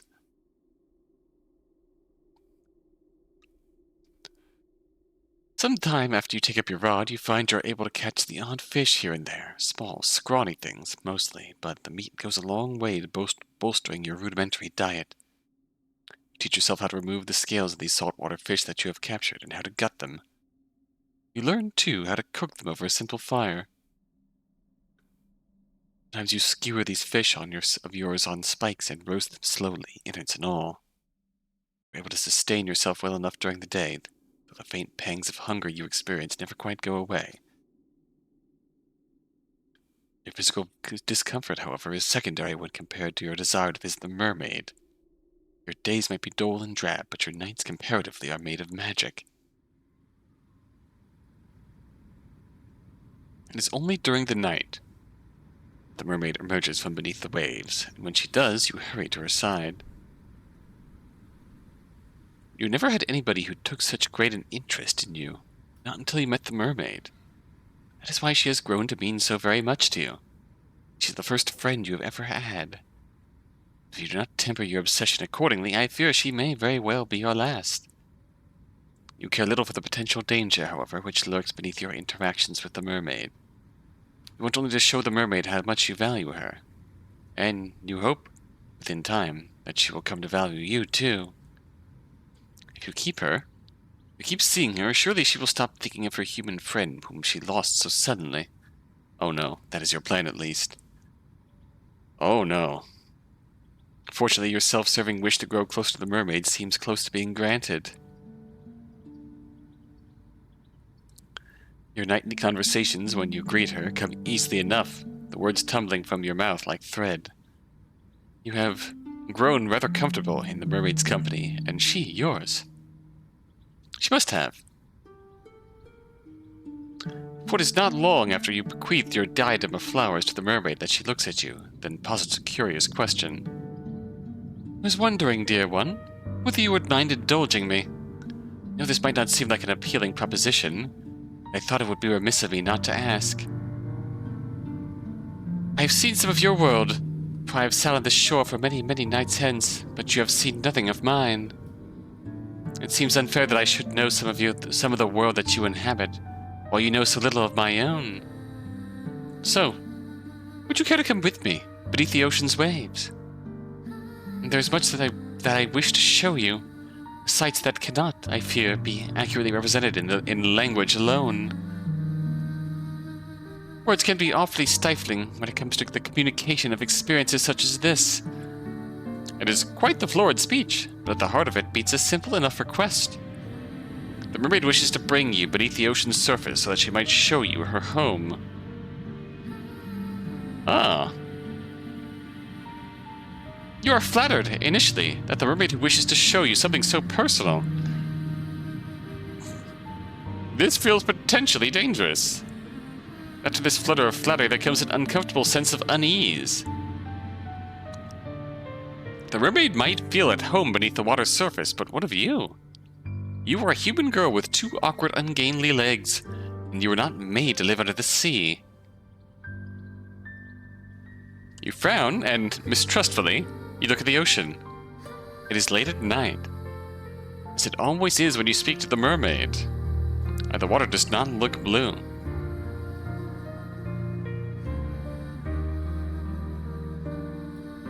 It appears, instead, to be obsidian.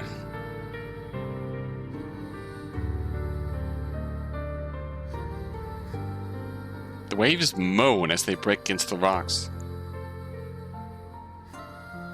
which jut out of the shore like a mighty dragon's bones.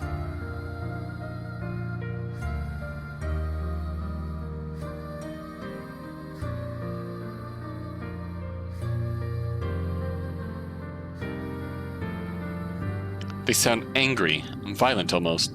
The protagonist is very insecure, isn't she? Would have thought she'd be so threatened by a long-ago friend. I mean, what little we know about her, makes for a very sad past, and makes it rather understandable that she'd fall into a state like this. Like she's clearly told us that the mermaid is her first legitimate friend she's ever had. We know her past is very, extremely friendless, and she's bullied by her peers and those that she looked up to. And probably betrayed by those she once trusted. Never actually valued by anyone around her. So when she finds someone who might value her and they start talking about someone else, that's only natural that that's gonna crop up. It's not healthy. It's not healthy, but it definitely makes sense where this feeling is coming from. It's not healthy, and this can't end well, but salty sea spray arcs through the air.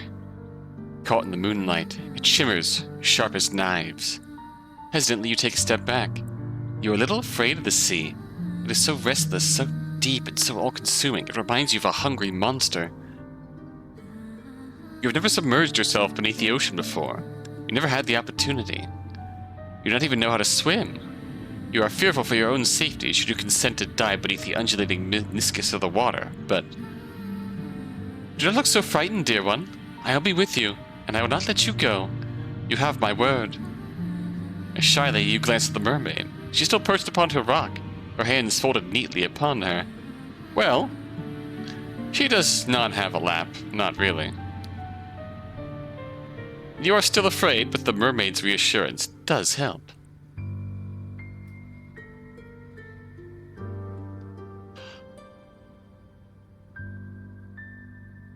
Has she not told you numerous times that she is nothing if not honest? Very true.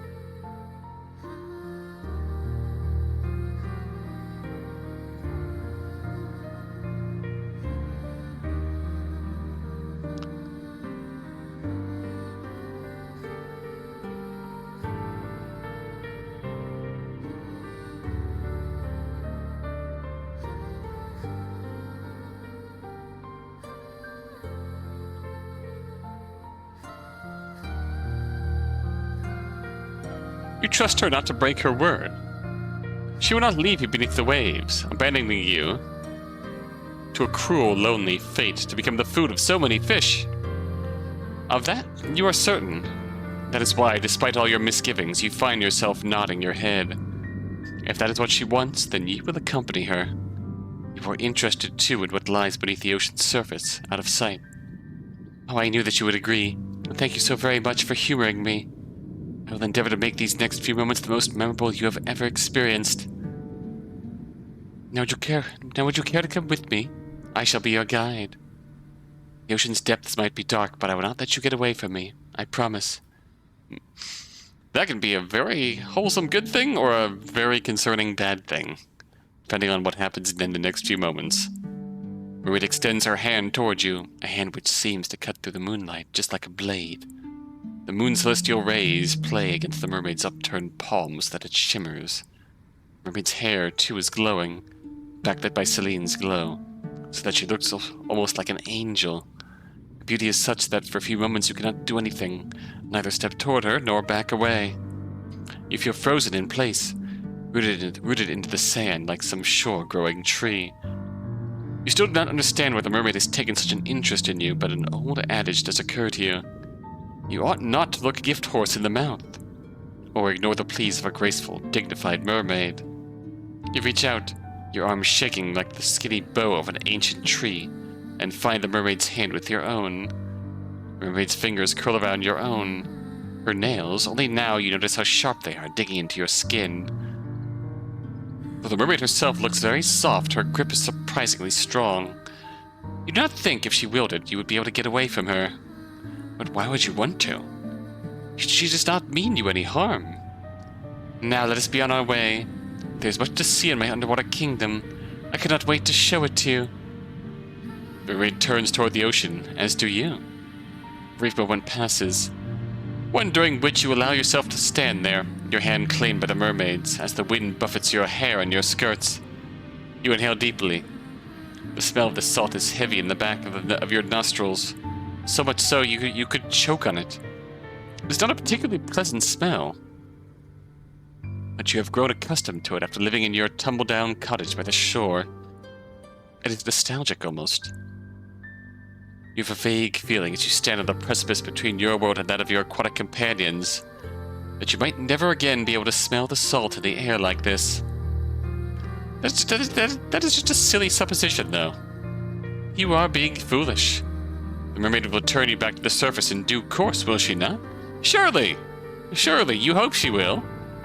You, unlike her, cannot breathe underwater. You open your mouth, meaning to ask the mermaid about this fact, but you were not afforded the opportunity to speak. The mermaid has already shifted. Her finger is still twined about yours. She dives forwards, her body slicing through the surface of the water like a knife, and you, inexorably, are dragged along with her. Oh! Oh! The water rushes forward to meet you in a sudden, shocking rush. There we are. The mermaid's descent might be graceful, but yours is anything but. You do not know how to position your legs, and your limbs feel awfully ungainly. The shock of the water as it touches your skin, meanwhile, is intense. You do not think that the water would be this cold. No, it is not just cold, it is freezing. It feels as though all this warmth has been sapped out of your skin. Indeed, yeah. If your head was not already beneath the ocean's waves, you would gasp from it. You do not gasp, however. You cannot. That's the worst thing to do in this situation.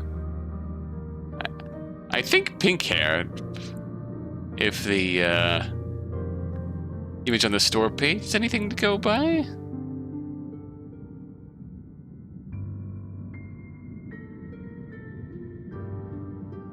But still, nonetheless, quite cute.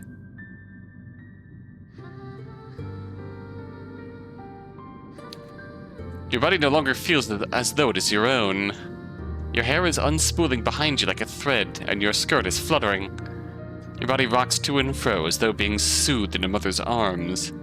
It is a curious feeling, but is not wholly unpleasant.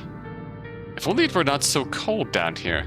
Beneath the ocean's depths, you might find it relaxing. It is dark under the surface of the water, yes, but you have not ventured so very far. Not yet, at least. The glow of the moon cannot penetrate its depths. Red adjacent, yeah. Your surroundings are illuminated, though faintly. And thanks to this precious illumination, you can see the schools of fish swimming about you. Their scales all glisten as they arc through the waves like rainbows. So far, we're still on the wholesome end. They do not look like life forms. They appear instead, to your fairy tale-addled mind, to be ancient relics brought to life through some strange arcane sorcery. They are pretty. No, that word is not significant enough. They are beautiful. You did not know, as you stood up upon the shore, how very full of life it was beneath the water's surface. You did not know, either, how very beautiful these aquatic denizens of the deep were. You'd never seen fish like these before, not in real life. You have memories, vague, hazy memories, of dissecting a fish once in a particularly gruesome biology lesson. But that feels like a very long time ago now. You would far rather think on your present than dwell upon the past. The seconds pass, and as they do, the mermaid continues to swim, leading you deeper and deeper into the ocean's depths. While once you were close enough to the surface that the moon's light could still slice through the waves, now it is so very dark you can scarcely see. Your vision is beginning to blur. You can feel an uncomfortable pressure weighing down your inert body. Oh, okay, they're getting to the concerning phase. You have descended, you realize, with a ripple of anxiety, too deep. Humans were not meant to descend into these depths. The water, once cold, now feels freezing. It caresses every inch of your exposed flesh, as if to sap what little warmth you might still possess.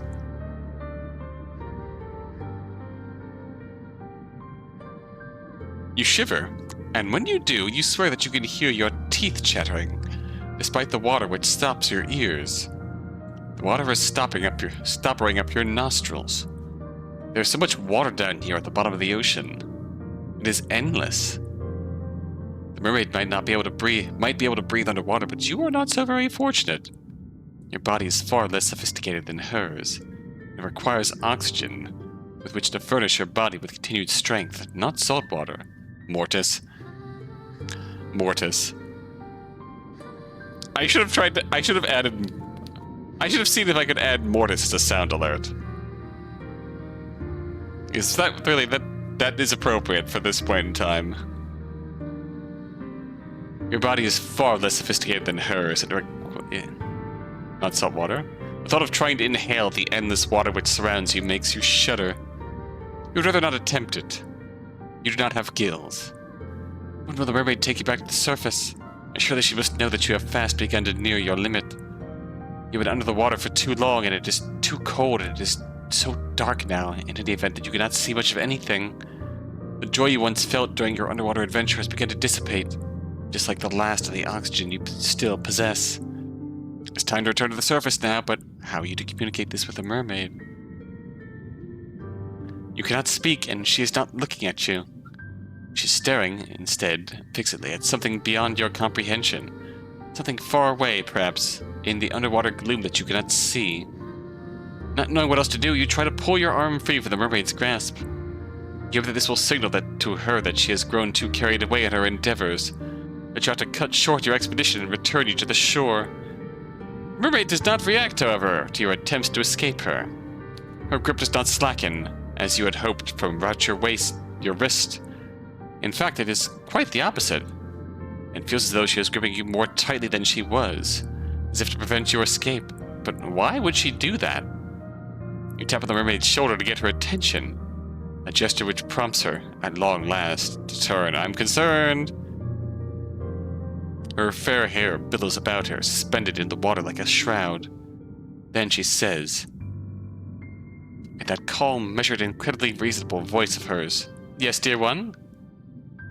What is it?" If you could, you would open your mouth to reply to her, but alas, you are a human girl, not a fish, and you cannot speak underwater. More certa, ora certa. Any attempt to do so would accomplish naught save filling your pretty little mouth with water. Mermaid really ought to have considered that before she started to ask you questions. But your comfort seems to be the last thing on the mermaid's mind.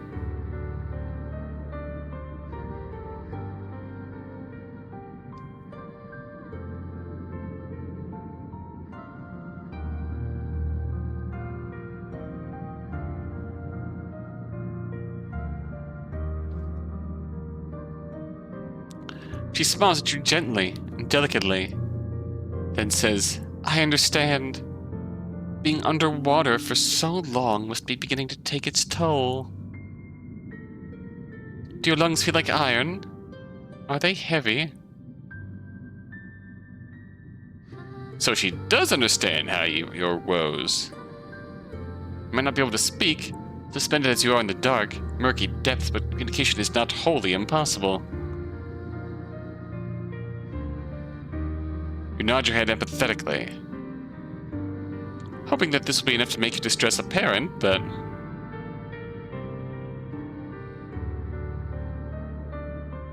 Yes, that will happen. It's a natural part, or so I have heard, of drowning. Not that I've ever had the opportunity to experience it for myself. Oh, you seem rather okay with that. I am not okay with that. Reconsider this, Queen. I am incapable, you see, of meeting my demise in such a manner. Now, what was that? What could she mean? I mean, the mermaid answers, can she read my... You were on top of this. Well before... Yeah, this has to be confirmation at this point, Lilac, that you were right. Can she read minds? This was a calculated act on my part. Forgive me, dear one, but the moment you consented to sinking beneath the water with me, your fate was sealed. Your lungs will be flooded with water soon enough. Then you will die. It is not a pretty way to go. You needn't worry about your corpse bloating. disfiguring or being eaten by fish, though. I will take very good care of it. I promise. In death you will look lovely. Almost angelic. Is that not what you always wanted? You do not know what the mermaid thinks it is, exactly, that you want. But you think she is laboring under some severe misunderstandings. You like to try and correct her. You do not want to die, but of course you cannot open your mouth. What a pity. Well, at least it saves me the effort of transcribing your dying pleas. I doubt they would be particularly interesting. If you want to know why I am doing this, then I would not mind obliging. I have no secrets to keep from you. Other than the secret that perhaps that upon your first meeting she nursed within her coldfish's heart the desire to bring about your watery murder? I'd like to know that before you agreed to sink beneath the ocean's surface with her. I'm only doing this because I have no choice. The other girl I liked, after all, the one whom I adored, disappeared. She went away, and I was never again afforded the opportunity to see her. You remind me of that girl, though you do not look too much alike. You do not act very alike either, but you are both humans who, despite your delicacies, have no shortage of determination. How your kind is able to live when your lifespans are so very short, and you are susceptible to so very many diseases, is a mystery to me. Though my lifespan far eclipses your own, and I am far sturdier, I cannot help but marvel at the tenacity of you humans. I know that, if I were as fragile as you are, I would not be able to exist in this world. I would be far too afraid. I would see my own death lurking behind every corner. Just as you can see your own death looming before you. It is not so very far away now. You can feel it coming closer and closer, and closing its cold, icy fingers around your throat. You humans are incredible. I cannot help but respect you, weak and pitiful though you are. She respects her tenacity so very much she wishes to extinguish it? That does not make very much sense. Perhaps my words are confusing for you, but it makes perfect sense to me at least. My beloved cowherd left me. I do not know where she went or what happened to her. Perhaps she was murdered by bandits. Perhaps she contracted a horrible disease. Perhaps she simply fell and cracked her skull. I do not know. I will never know. For many, many days and many, many nights her disappearance tormented me. I could not help but wonder how it came about. But there were so many possibilities I could not imagine all of them. This thought terrified me. Is this some weird perverse way to, prevent us from leaving? Because so many bad things can possibly happen to us up on the surface, that if we just come down here and drown, she can keep us with her below the surface, always. With the unfortunate side effect of us being dead. It still does. That is why I'm going to take you to my underwater kingdom with me. There we can be together forever. Nothing will be able to tear us apart then. I'll brush your hair, and I will dress you in the finest pearls found at the bottom of the seabed. It'll be lovely. Much, much lovelier than any sort of miserable existence you might have been able to eke out above the water. In my citadel, you will never be attacked by bandits, nor ravaged by diseases. You'll be quite safe, I promise. Quite safe, yeah, and quite dead, too, surely. Well, yeah, that is the only unfortunate aspect of my plan. She considers your death nothing more than a mere misfortune. Mermaid might be surprisingly cold, after all. But perhaps you ought to have predicted this. She is part fish. Are fish not cold-blooded, like lizards? You probably learned this at some point during biology class, but your lessons are beginning to feel very faint and far away now. Your body is beginning to fail you. You cannot take much more of this. It's a necessary sacrifice, though, if we are to be happy. I am doing this, you know, for both of our sakes. I do apologize for tricking you, but please try to understand. I really have been lonely. You would be more inclined to sympathize with her, perhaps, if her loneliness was not ushering in your inevitable demise. But you are too preoccupied with your dwindling reserves of oxygen to feel much in the way of anything for your captor. You can feel the pressure of the water against your eyes. They are beginning to ache. Perhaps you are crying. You do not know. The water masks much of your anguish. You have been drifting underwater for almost 3 minutes. That is a remarkably long time to go without any air. Your vision is beginning to cloud. Your surroundings, already dark, look darker. Still, unpleasant and obscure, and not all like the paradise the mermaid promised you. The pain of being suffocated slowly is far stronger and far more oppressive than the sensation of the mermaid's hand wound wound tightly around your arm. Is there no escape from you? The prognosis, I am sorry to say, is grim.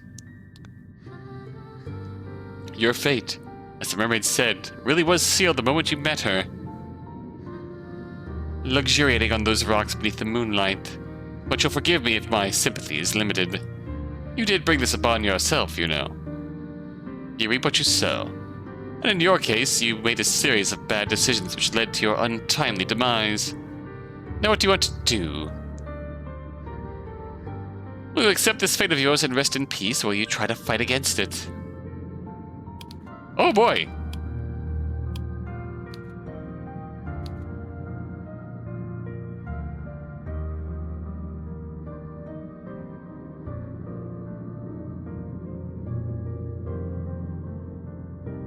I mean, that is a bit of an anticlimactic answer at this juncture in your life story. I suppose it would be remiss of me to lecture you too much. I am sure you're well aware of what a terrible series of decisions you have made. There's no need for you to belabor the point. That would be boorish, not to mention tedious. I'll try and reload then. I am curious if there's something that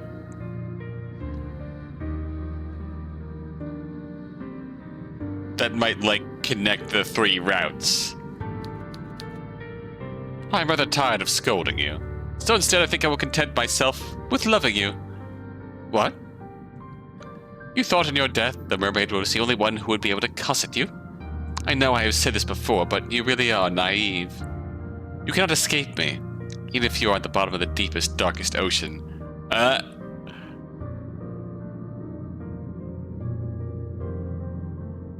Is the narrator the secret fourth yandere? The world might have forsaken you, but I never will. I will never leave you. You will never be lonely again.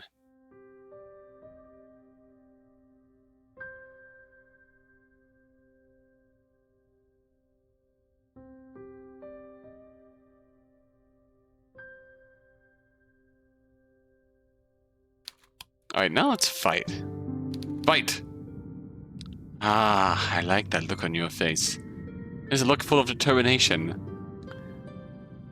The self-same determination which first prompted me to take an interest in you. I can tell that you are not happy with this ending. You did not come all of this way, after all, to drown. It is quite the indecorous demise. Regardless of how many fine stones and shells the mermaid means to twine through your hair after your death. The mermaid claimed to admire human tenacity, so afford her the opportunity to witness that tenacity up close. Good, very good point. Let's do it. We fighting now. If you wish to carve out a new story for yourself, then I would be only too happy to indulge you. Just try not to get on the bad side, or good side of any homicidal naiads this time. Drowning of fair maidens is something of a cliché. Your fate is once again in your hands. Now, I wonder, which path will you take? Oh, this loops in on itself. Interesting.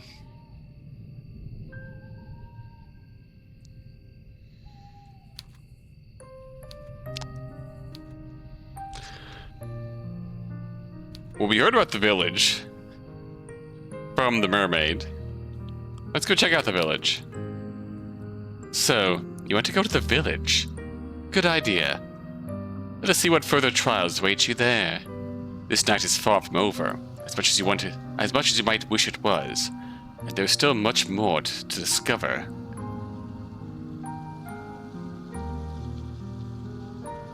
I wonder what will happen next.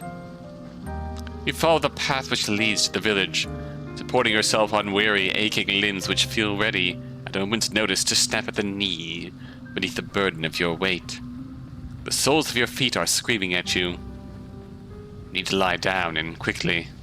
You only hope as you continue to run that you will find a suitable residence in which to rest at the village. You do not know what will await you at the village, but you have visions as you run of a quaint, scenic settlement, all thatched cottages with sloping roofs. Surely there will be a kindly peasant who will be willing to put up with a young runaway for a few nights. You can imagine, too, the face of this kindly peasant from the fairy tales you read in abundance as a small child. Oh, she'll be broad-shouldered and ruddy-faced with dull brown hair crammed beneath a cap. Her arms will be sturdy from many years of washing clothes and milking cows, but she will be kind to you and compassionate, just like a mother. You do not know what mothers are like. You hardly ever spoke to yours. So no dad, estranged mom, rough upbringing for a girl. You are only guessing. You are not a complete fool, however, despite your tendency to daydream, and you do have a few reservations. Peasants do not, as you know from your voracious reading, have much money, nor do they have much food. It would be hard to convince a resident of the village, even the kindly washerwoman of your fantasies, to take in a complete stranger. Still, you must try. That is all you can do, really. So you run to the village. It takes some time before you finally emerge from the woods, but finally you manage it. How much time, you ask?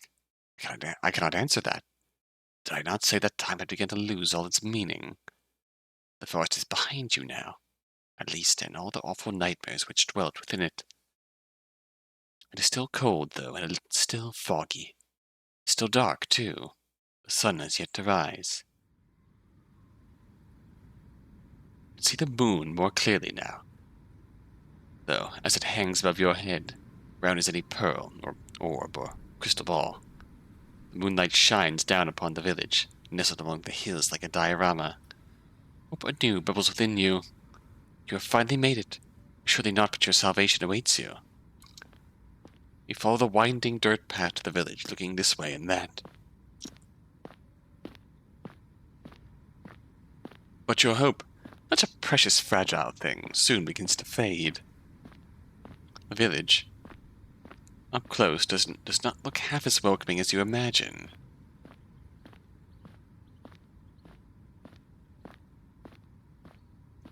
There are cottages, yes, but they are in a state of disrepair. There are holes in the roofs, and holes in the windows. Most of the other doors are tightly shut, but others are gaping open, the kitchens beyond them even darker than the night sky which shrouds you. Yeah, I think our mermaid friend was right. Something bad happened in the village. There are no lights on in any of the windows, and neither can you see any people, insomniacs like you, at them. You cannot hear anything either, beyond the sound of your own footsteps and the low, mournful sighing of the wind. The village is quite quiet, eerily so. It's immediately obvious, even to a naive girl such as yourself, that something terrible must have befallen this village. You know before you try your luck at one of the houses that nobody will answer you. There will be no kindly, red-armed washwoman to welcome you here, no matter how much you wish for it. That does not stop you from wishing, regardless. Your knuckles rap smartly against the wooden door. Your efforts soon prove, however, to be in vain. There's nobody here to hear your entreaties. How very sad. You try another door, then another, but the result is the same regardless of how many doors you rap upon. Nobody answers you. How could they? There is nobody there. Once again, you have found yourself all alone. Surely only good things can happen here. At least you have found some dwellings in which you can rest your weary head. Will you utilize one of these cottages for your purposes? Nobody is here. You might as well. But no, an abandoned cottage is not what you are looking for. You would far rather have companionship, would you not? Bravely, you swallow your tears. You wipe your eyes with the back of your arm in a well-practiced motion, then inhale. You square your shoulders, and you keep on going. Surely the village cannot be completely deserted. There must be one person here, at the very least, who can help you. That is what you are thinking as you resume your search. You flit from cottage to cottage with precious little time, little to show for your determination until you make yet another discovery. Oh! Church! This village with its squat, thatched cottages bathed in the moon's glow has a church. Of course it has a church. The villagers who once dwelt here were not godless heathens. Not that their faith did them any good in the end. Still, the sight of the church soothes your overtaxed heart. You're so focused on your fantasies of a kindly watchwoman taking you in, you do not pause to entertain the fancy of a kindly nun doing much the same. All hope is not lost. Join the convent. You approach the church, which seems to tower over you despite it being so humble. The church is a small one, but it is stout and sturdy. It must be, for it has withstood centuries, forever standing sentinel on this hill, like a relic from a bygone era. The church does not have any stained glass windows, but it does not need them. Even without much more luxurious trappings, the church still exudes an aura of dignified solemnity. The stone building is fringed by a sizable graveyard, one which occupies the rest of the hilltop and some of its sloping sides. The graves which have been planted by generations of wardens are hewn from a similar stone to that which the church's walls are made of. Some of the gravestones are shaped like lozenges, while others are shaped like crosses. A handful of headstones are even shaped like angels, though those are few and far between. Get thee to a nunnery, girl! Honestly, there are very few people in a village such as this one who can afford such luxurious final resting places. You look at the tombstones with an almost childlike curiosity, forgetting in your examination of the visceral, heart-rending fear which gripped you as you ran through the forest. You're out of the woods now, and you have, subconsciously, already begun to relax. Try to read the names hewn into the myriad tombstones, but it is dark and you are tired, and some of these graves are very, very old indeed. You strain your eyes, but you do not have much luck in this endeavor. Oh well. Such superfluous details are not important. You eventually tire of examining the graves in turn. This graveyard is an expansive one. Unusually so, given the village in itself is so small. How could it boast so many corpses? And there is much to explore. You walk about the perimeter of the church, casting your gaze first here, then there, and everywhere, consumed as you are by your immense, all-encompassing curiosity. As you do, you see her. Oh! She looks like an ordinary girl, small and scrawny, just like yourself. But she is much, much more than her unremarkable appearance might suggest. For some moments you observe her, hiding. All the while, in the shadow cast by the church, like a furtive lizard clinging against the rocky edifice to shroud itself in the sun. There is no sunlight here, though. There is only the night sky and the stars and the moon. Beneath this moon's light, a silvery implement this girl is clutching shimmers. It takes you a few moments to see what it is that this girl is clutching in her hands. It's not until you see her manipulate it, its sharp edge biting into the earth, that you understand. It is a shovel. This girl is standing in an isolated corner of the churchyard late at night, and she's digging a grave. Well, you suppose you could always be digging a hole for the sake of it, but her work seems much too precise for this to be the result of mere whimsy. It's hard for you to see her face, given the distance between the pair of you, but her posture is one that speaks of a supreme concentration. She moves slowly, mechanically, like a woman on a mission, driving the end of her shovel into the earth over and over. Motions are regular enough to be repetitive. There is something hypnotic, almost, in the manner in which she attends this task. Should you risk interrupting her? It feels like a plague village. And she's like the last remaining agent of the church, burying the rest of the village. Do you dare? You get the feeling that she would not appreciate it. The shovel in her hands, meanwhile, is rather hefty. If she wished it, she could cause you no small amount of damage with it. Cold anxiety makes your skin prickle. You do not know if you should risk speaking to her, when she, in a dark cloak with her shovel, looks so very strange. What do you have left to lose? You have come this far. It would be folly to turn back now. It is with this thought in your mind that you decide to approach the strange girl. Your footsteps are quiet. You have grown accustomed to sneaking about like a cat, but they're not quiet enough.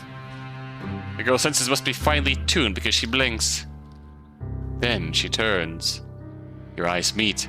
Once they do, you feel your breath catch in your throat. You did not have a clear view of the girl before, concealed as you were in the shadows, but now that she's looking at you, you can tell that she is pretty. There's a plague that devastated a religious order, another ebi-hime v. Oh, which one? I'm quite curious now. Might legitimately have to look that up, huh?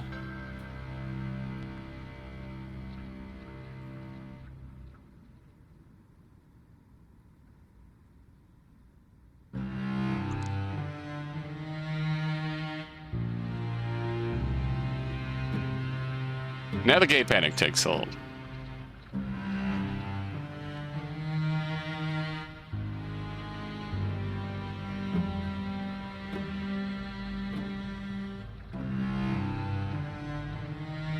Her skin is so very smooth, and her hair, though obscured by a dark hood, is very fair. Her eyes, meanwhile, are a clear, cool blue, like ice, once on a windswept night. Those eyes of her, which are large with unease, are fringed with very long, fair eyelashes. She looks as though she has stepped out of the pages of a picture book.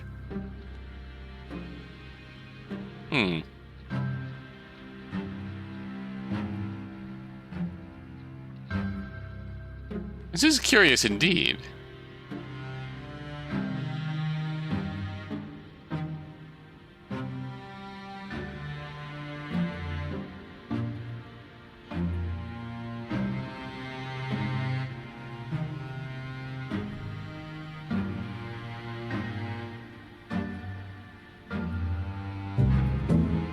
Whoopsies, don't mind me. I'm just casually looking that up on a...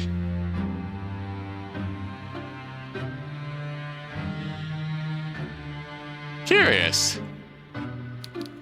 Yeah, I'll have to play that. I might play that on my own time then. She's simply too perfect to belong to this world. Perhaps she is some kind of vision, a waking dream, a hallucination. But no, she's none of those things. The shovel she is clutching in her hands looks solid enough.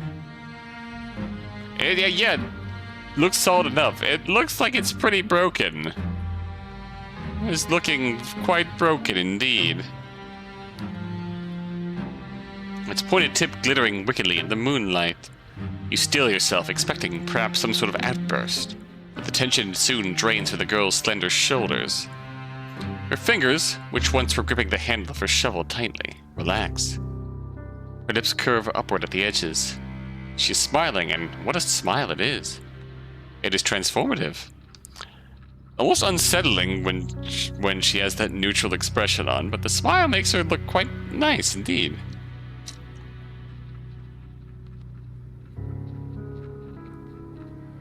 When she smiles, she looks radiant, angelic almost. She can be your angel or your devil. Hers is the smile that's so suffused with light that your eyes begin to prickle from it. You are so relieved, you almost feel as if you could cry. It would not be the first time that you have wept during this night. Neither would be too surprising if you did. You have been through a lot. You must be exhausted. The girl holding the shovel seems to realize this because she bridges the distance between you cautiously, as one might approach a skittish cat. Then she says in a rough voice which does not match her dainty appearance. Well, she does live in a rural village. What were you expecting? Oh, it's so good to see another person. I was afraid I was the only person left alive. The only one in the whole world. Our girl is so gay, yes. Gay, gay, lesbians, gay. Now this is quite the effusive greeting. Her introductory speech is riddled with exclamation marks. She's rather more personable than her apparel would make one but suggest. You, a well-bred country young lady, cannot help but feel overwhelmed. It is your turn now to be on your guard. Anxiously you observe the girl with a shovel and you ask her what she means. What happened? Oh, do you not know? There's an awful lot you do not know. So much, in fact, they would fill a whole encyclopedia. No, a whole library.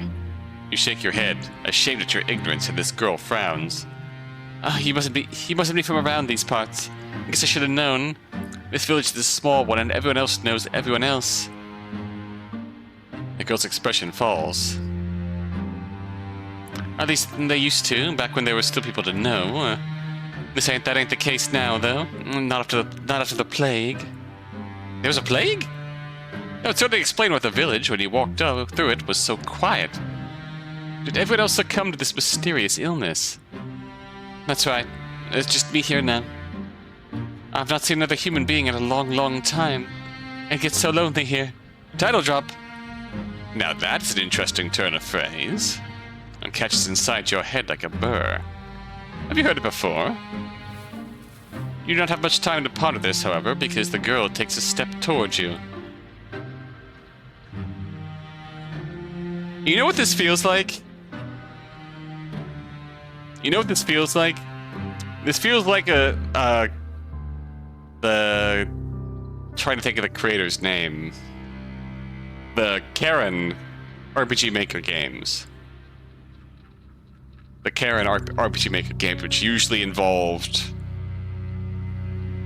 the yandere archetype.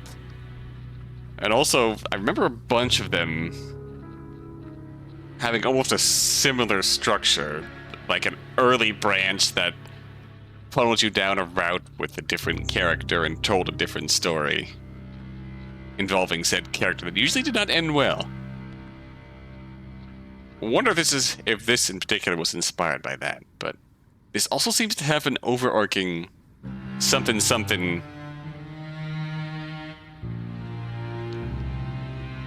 connecting them of some sort.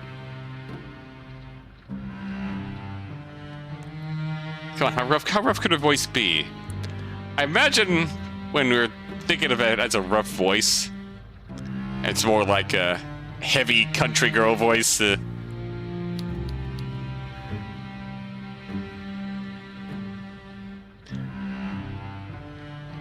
Oh, you know Charon. Yeah. Love them. And I mean, don't you get the same vibe, sort of? The early branch, which takes us down a different route with different characters, which almost has a similar narrative structure between each separate route character path. Yeah. Structurally, this game feels really similar to that, and I like that. Let's see if I can do a better country voice. To really give her a rougher voice. Oh, but where are my manners? They must have gone rusty after being on my own for so long. My apologies, miss. You look like you came a long way. You said you were just a traveler, yes? And your hands are very cold, just like ice. Would you like to come inside? Maybe there's something warm to eat and to drink. My home's small, I'm afraid, and my food ain't nothing to fancy. I'd be more willing to share. That's a terrible country voice. Oh! It's not as every day another girl stops by. Especially not one as pretty as yourself. I'm feeling very blessed. Girl laughs, and carefree, airy sort of laugh, which does not match your initial impression of her. You thought, when you saw her among the graves, that she would be more distant, somehow, and more mysterious. Perhaps you're mixing her up with somebody else. Huh. You're still unsure if you can trust this girl, but her invitation is an appealing one. It is much more appealing, certainly, than spending the night outdoors in the cold, keeping on the graves. What are you, a romantic poet? Please. Make a show of pondering the girl's invitation, at the very least. You don't want to appear too eager. But your acquiescence is, alas, an inevitability. Yes, the whole not replying to a text immediately because you want to come across as too desperate. But inevitably saying yes. Oh, Ebby's played... Oh, Ebby has played Charon games. It's still neat. Why would you ever refuse her? Would you refuse this smile? How could you ever refuse this smile right here? She's the first friendly face you have seen all night. Without her, you would be all alone. Your hostess leads you to a small, humble home located but a stone's throw away from the church, built in the shadows of a twisted, towering sycamore. The girl's home is in such a state it seems a folly to even call it a home. Hovel would, to you, be a more appropriate descriptor. When your hostess leads you inside, her eyes alive, and she says, "Here we are, a home sweet home." You don't have the heart to tell her that you don't find her home very homey or very sweet. That would be incredibly rude. As a guest, you ought to be more appreciative. It's only slightly better than our initial residence of sorts. Let's be real here.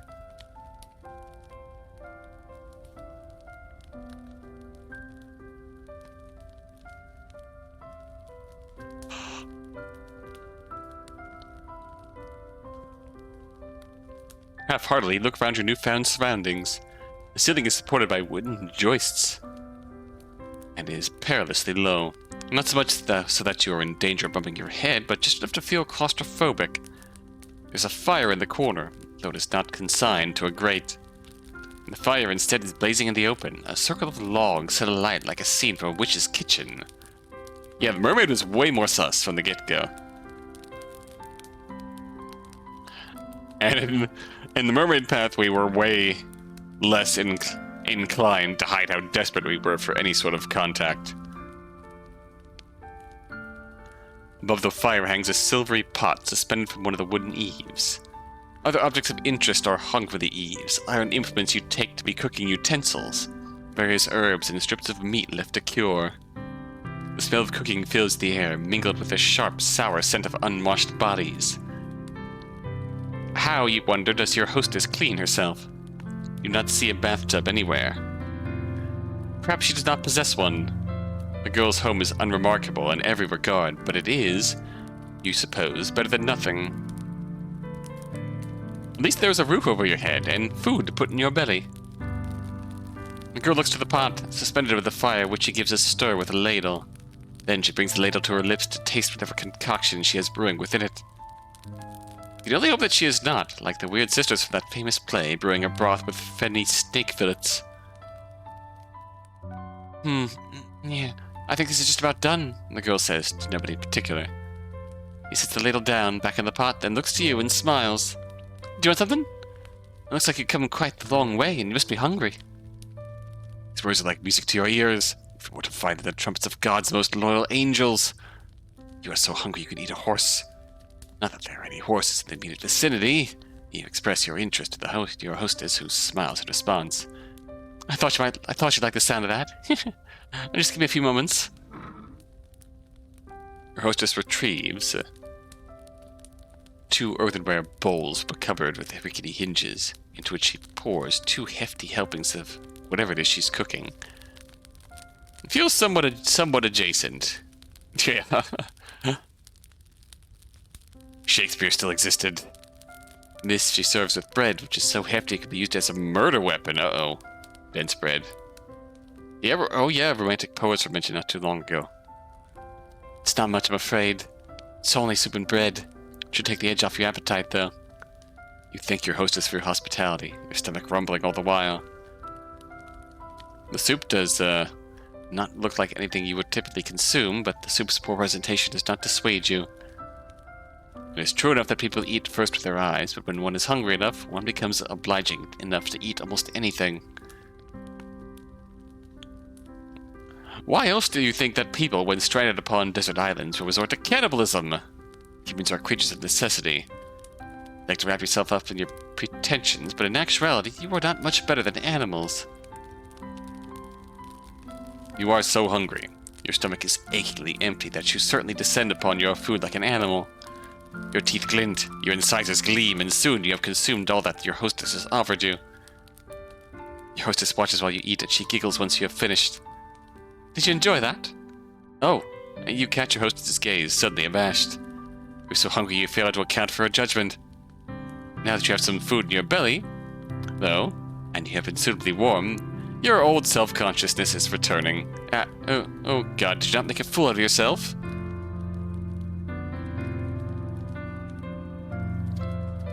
You demur shyly, looking at your lap, fearful all the while what your hostess might think of you. Want some barbecue sauce for that leg?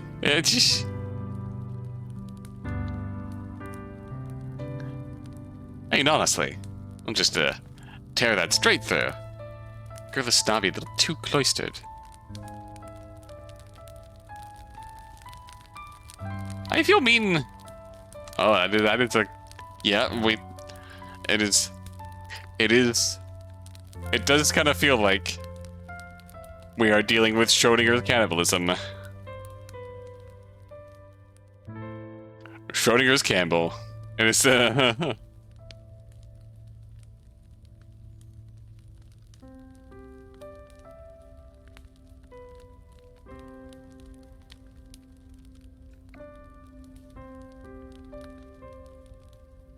You demur shyly, looking at your lamp, fearful all the while of what your hostess might think of you. I don't know, I feel bad thinking of her as snobby, but when you say too cloistered, our protagonist is very much too cloistered. Too sheltered. Terribly self-conscious around others. You do not want her to take against you. Fortunately for you, however, and for your fragile ego, your hostess is not the judgmental sort. She's not like the girls you grew up with. I'm glad you enjoyed it. It's nice hearing my food be appreciated so heartily. I know I'm not the best, but I've been practicing for a long while. I used to cook for my father all the time, you see? This remark catches your attention. Quickly you look at your hostess, your abashment over your animalistic eating habits suspended. What happened to her father? Seems as grim a thing to contemplate after having eaten, but... Didn't your hostess mention something about a plague? Yeah. Your hostess says, her voice soft, now serious. That's right, there was a plague. Eating plague victims doesn't seem like a good idea, but if someone was desperate enough, they might do it. And, I mean, yeah. And what are the villagers? What of her father? They're all gone now. Gone? Yeah, you see? Your hostess rearranges herself upon her chair, one slender leg folded over the other. Then she begins her tale in earnest. My family has a history. Oh?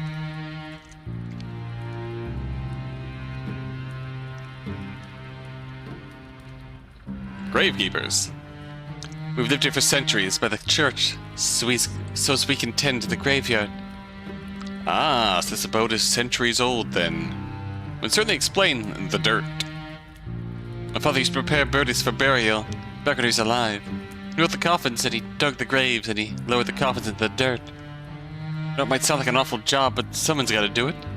And no sense averting our eyes from death, not when it happens to the best of us. It's a noble profession, one that's been handed down in our family for generations. My father's father was a gravedigger, and so is my father's father's father, and so is my father's father's father's father. Digging graves is in our blood. It's who we are. My. That was a surprisingly pretty speech. Coming from a girl who lives in the countryside, a girl who is without much in the way of education. I wonder, with remarks like that, would it be more fair to say that our narrator is snobby? Our narrator feels snobby. Our protagonist is awkward and shy and sad. But our narrator is awfully snobby.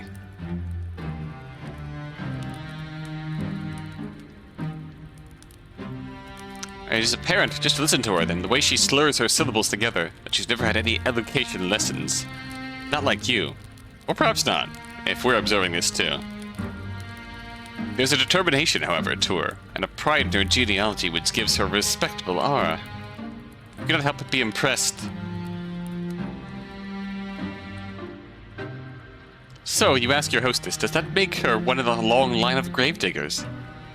And yes, your hostess, the gravedigger, says, yeah. And you say, right when I got done saying that maybe it's not her, it's the narrator, then I can't really deny that. She's not beating the allegations. That's about right, though I was never supposed to be a gravedigger myself. It's not a woman's profession, that's what everyone says. My father didn't mind that, though. He taught me everything he knew, and then some. I might be a woman, but I've got plenty of upper body strength. I can dig a grave just as well as my father could, without breaking a sweat. So they'd spare my mother up in heaven, I'm sure. I'm sure if she were still alive. She'd rather I focus on more feminine pursuits like basket weaving or sewing to better attract a suitor. Not that that would do much good now. There's nobody around who'd court me. Not for miles and miles. Meanwhile, I'm sitting here going, I will! What happened to her mother? She died when I was very young, during childbirth. I was only 5 years old. Oh, well. You can relate to her, at least on that point. Your parents are not dead. At least not as far as you're aware, but you have not seen them in an awfully long time. Oh, okay.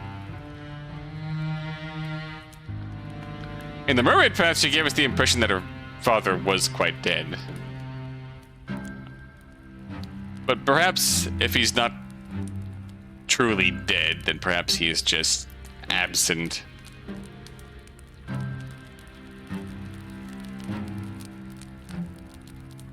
They sent you away as soon as you were old enough, and they never once bothered to check up on you. For many years, there have been no letters, no any visits. Oh, well, yeah, that just confirms that, then. You offer the gravedigger your condolences. You do not know if they will help, but you feel you cannot say nothing. That would seem heartless. The gravedigger, however, does not seem too upset by this turn of events, because she smiles, albeit somberly. Deadbeat. It's alright, it was ages ago. I don't remember her too well, and I've never really had the luxury of sitting around feeling sorry for myself. I had too much work to do. Around the house, you ask? That too. I was the oldest child.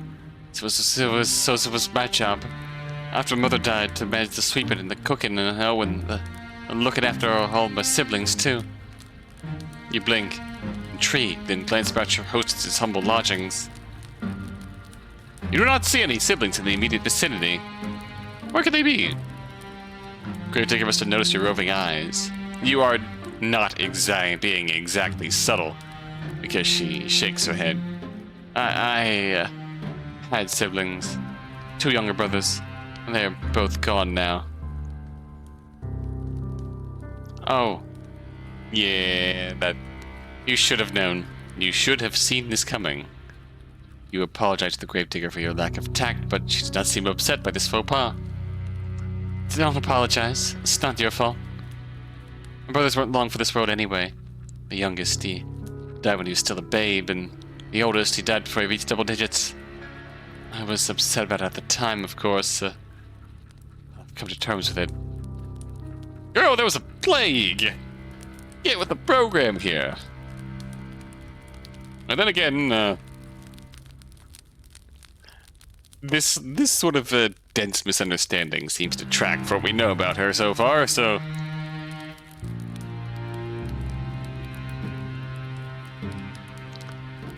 Life's a fleeting thing in this wicked old world. That's something you learn in this trade. Digging graves, I mean. I've dug graves for the elderly and the infirm, but I've also dug graves for young babes still in their swaddling clothes. That's the nature of death. It comes for all of us in the end, no matter how old we are, no matter how much money we have, no matter how good or bad we've been. It's the great equalizer.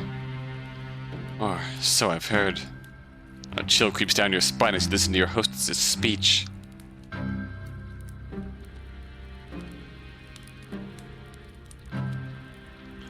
She's not wrong, but the inherent mortality of all humankind is not something you wish to contemplate. Unfortunately, she has contemplated quite a bit. It is too disturbing. Perhaps it's just Perhaps it was just general pre-modern era child mortality. It sounds like it might have happened before the plague that took the rest of them. So, yeah. Might just be natural child mortality. The longest times my family was a small one. It was just my father and me, but that was fine. It was how I liked it. I was very happy, even if our lives weren't the best. I never had any fancy clothes to wear, and we can't dine on the finest of foods. In the grand scheme of things, we ain't anything that's special, but I've always felt otherwise.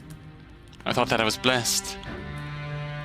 We knew hardship, of course, and famine. That's just the way life is around here. When food supplies were low, we always helped one another out. I had my father, but also the rest of the village. We all looked after one another, and things always worked out in the end. At least, they did. Till the plague happened. Yeah, she had mentioned a plague. I suppose that this plague is the reason that the village, as you traversed it, was so empty.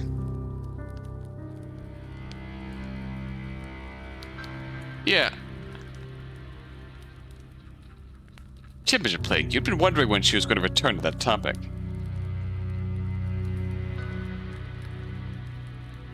You'd suppose right. The plague tore through the village. I don't remember when. It feels like it was a while ago, but maybe it wasn't all that long after all. Feels like I've been on my own for centuries, but...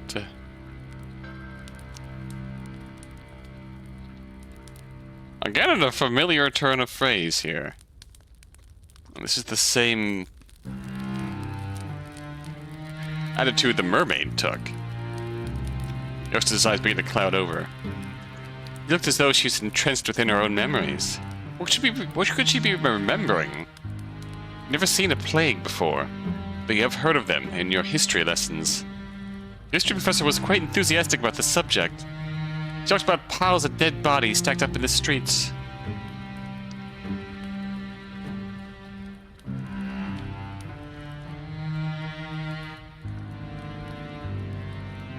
Huh.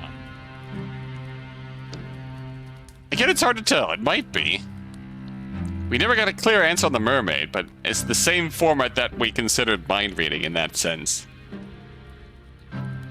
But in this case, you could also just as easily, pass for, you suppose, and you vocalize that you suppose. And she responds accordingly. And yes, that comment is definitely one that the mermaid worded the exact same way.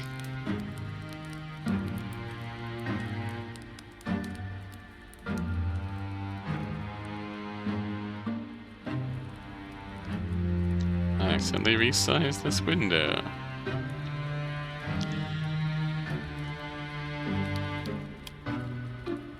Talked about tiles of dead bodies stacked up in the streets, and stacked up in the wooden carts come to take them away, with no shortage of aplomb. She was a strange woman, your history professor. The plague came on very suddenly. There was no warning. One day everything was fine, and then the next, they were all dead. It is with no small amount of anxiety that you eye the gravedigger. Then you ask worriedly, surely they could not all have died. Is that not an exaggeration? Oh, if only. I wish I was exaggerating, but the truth, honest to God. People in the village died, one after the other, just like that. I saw what that plague done to the people firsthand. My father was one of the first people who caught it. I think one of the bodies which came through that we buried must have had it. Not to know for certain, I'm just guessing, but still. My father didn't have an easy time of it. His skin turned all grey and clammy, and he complained of a horrible fever. There were night sweats and stomach cramps. Then there were the boils. The boils? Pustules. They were the size of eggs, and they were full of pus. When they burst, it stunk. The whole house was full of it, and the stink of death. Ooh!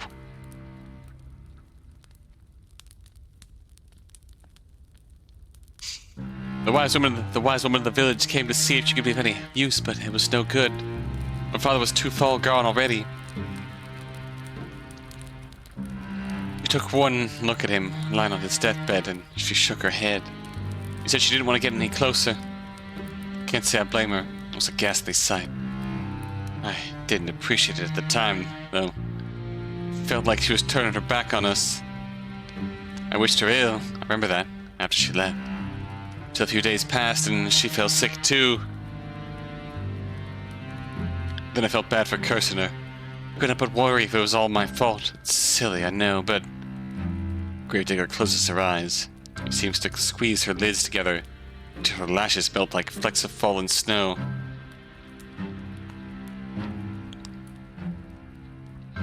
Her shoulders, which are very slender, are shaking. She looks as though she might at any moment fall apart. Girl needs a hug! The plague has generally been pretty rare. Major plague outbreaks, perhaps she has been here for that is... That's an interesting thought. 1600s, 14th century, 16th century...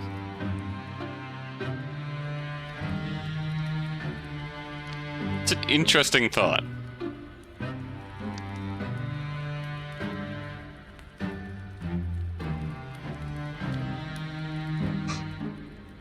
Same symptoms. Flaming skin, fever, boils. The boils grew, then they burst, and they died in screaming, stinking agony. My father died too. Only 3 days after he fell ill. I think even that were 3 days too many. I didn't want my father to die, of course. Did everything I could to help him, but it was all pointless. None of my herbal salves had any impact. That dang sand pest. I couldn't make a blind bit of difference. All I did was stand by his bedside, tell him he'd be alright. His eyes sank into his skull like 2 black stones and his mouth dried out. During that last day before he died, he might have been a corpse already. He didn't look at me. He didn't speak to me. He just lay in bed with his eyes closed, groaning. Never wished any ill on my father before, but during those moments, Gravedigger squeezes her hands, which are resting upon her black-clad lap, into fists. She trembles. Wished ill, only to put him out of his misery. Then, voice throbbing with awful emotion, she says, I wish he'd just died.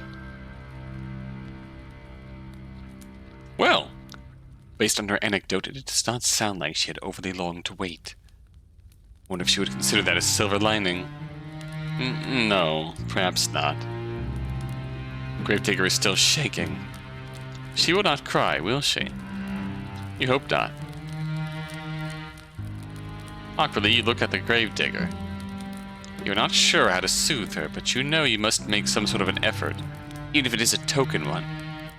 You shift upon your chair, which feels very cold and hard beneath your thighs.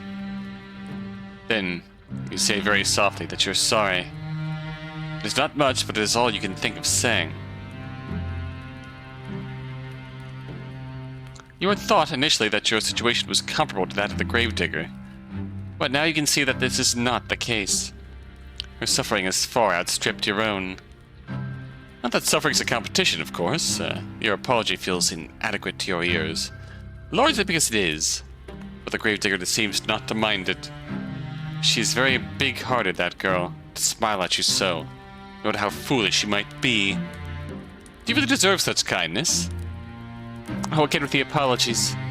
It's alright, like I said. You didn't cause any of this. I'm not upset at you, I just... counting what happened, is all. I do wonder, though, why I never felt sick myself. That is a good question.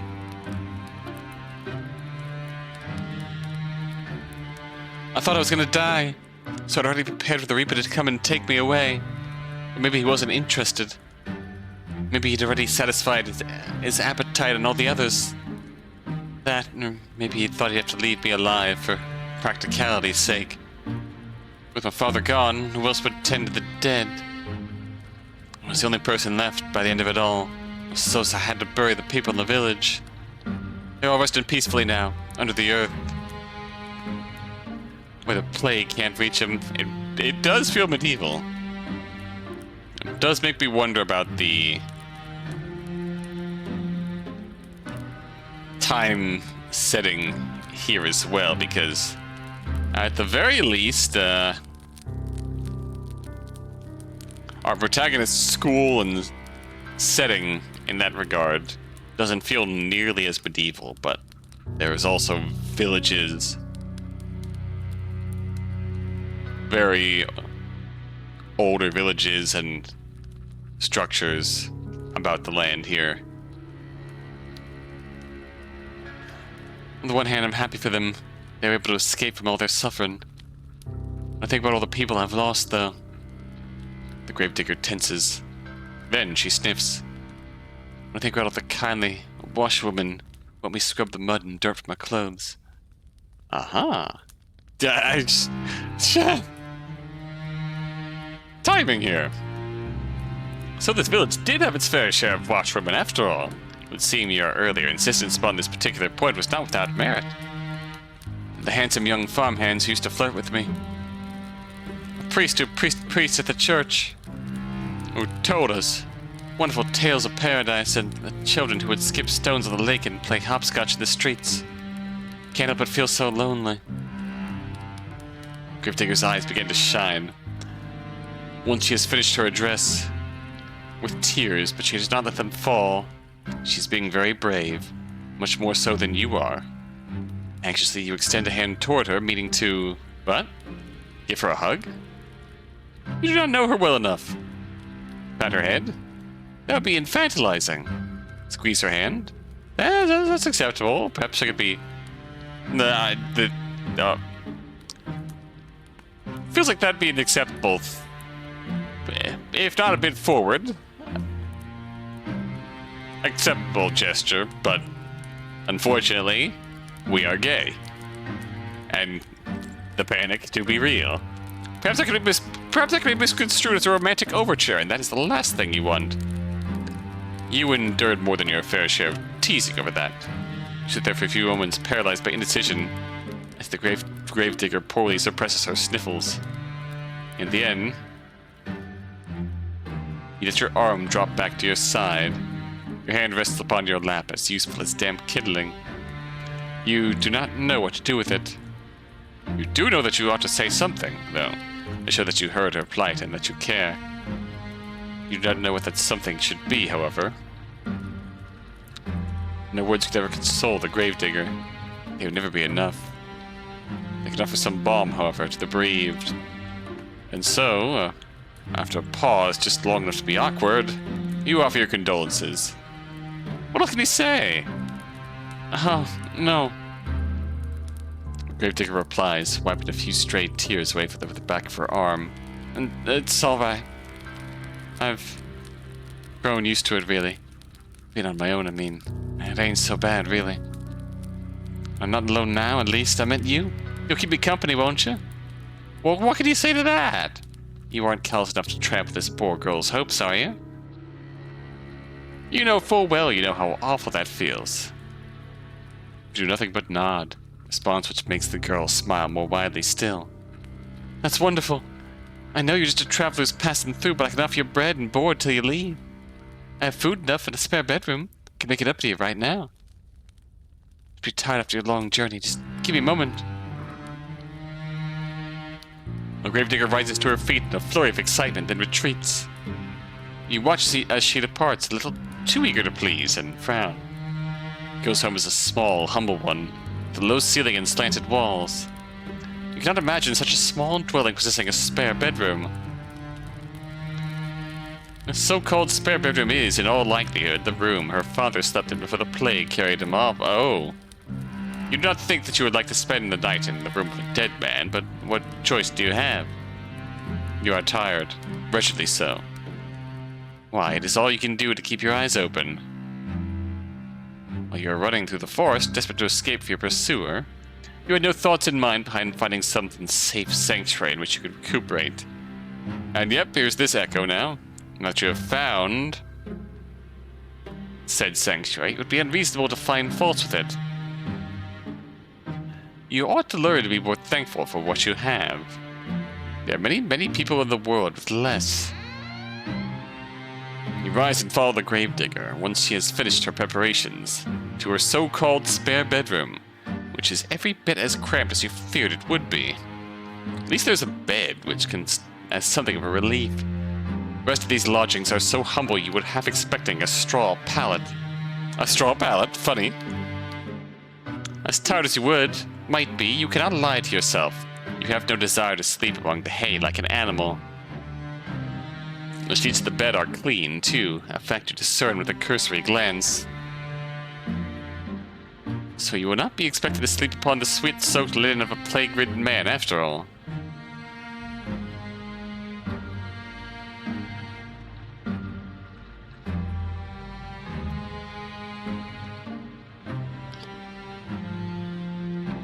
I mean, I suppose the gravedigger could be staying just out of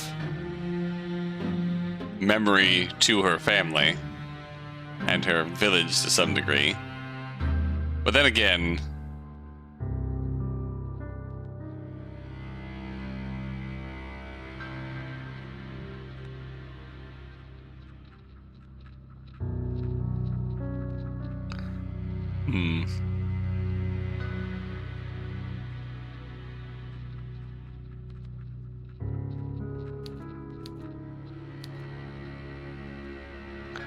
yeah, there is that lingering question of there is a grave that she was in fact digging recently. For whomst? It's a good point.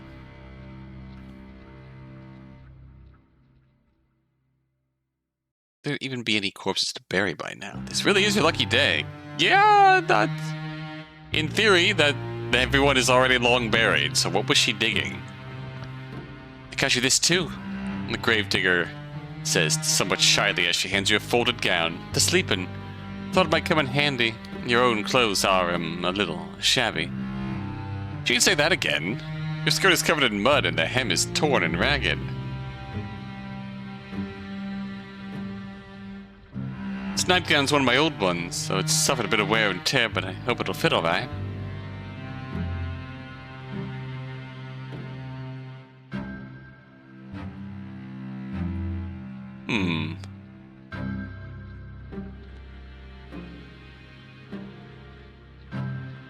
It's clean if nothing else.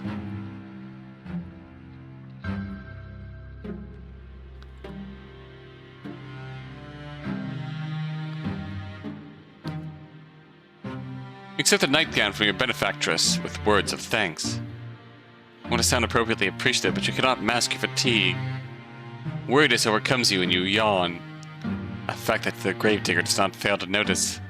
Oh, begging your pardon. I don't want to keep you.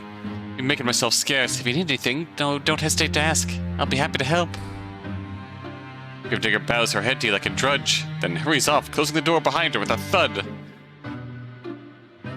Tired though you are, you soon find that you rather miss your hostess's company. In the face of her good-natured smiles, you can almost forget all the hardships that you have hitherto endured. In her absence, however, your lodgings feel almost unbearably cold and inhospitable. Express a shudder, then unclothe yourself. You work as quickly as you are able, but your fingers are cold and they fumble with the buttons of your blouse. It takes you more time than you would like to complete this endeavor, but you soon have your shirt and your skirt dispensed with. You are too tired to fold them neatly, so you do not bother to fold them at all. Instead, you cast them carelessly upon the floor as defiant as a sulky child, and pull on your new nightgown. Your hostess's earlier warnings were apt enough. It is quite worn, but it fits well enough. It is more comfortable, at least, than your old uniform. You have endured worse. Newly dressed and ready for bed, you loosen your hair from your braids and settle down among the sheets. It's with a sigh you extinguish the weary, flickering candlelight which burns on your bedside. With another sigh that you lay your head down on your pillow. Physically exhausted, you have to wonder whether you'll be able to sleep at all. Recall your previous dash through the forest in such vivid detail your heart is pounding. That fear has yet to leave you. Perhaps it will never leave you. Your terror was such it almost feels as though it has suffused itself into your bones, into your very being.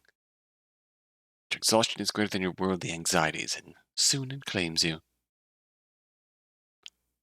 Eyelids fall shut and your breathing inevitably begins to even out. It's not long until you are spiraling through a dark, deep abyss, lost in Morpheus' kingdom. Oh? What's your sleep, despite your worried state, is not as restorative as you had hoped. Your imagination has always been overactive. Even at the conservatoire, you were frequently beset by dreams of the most vivid nature.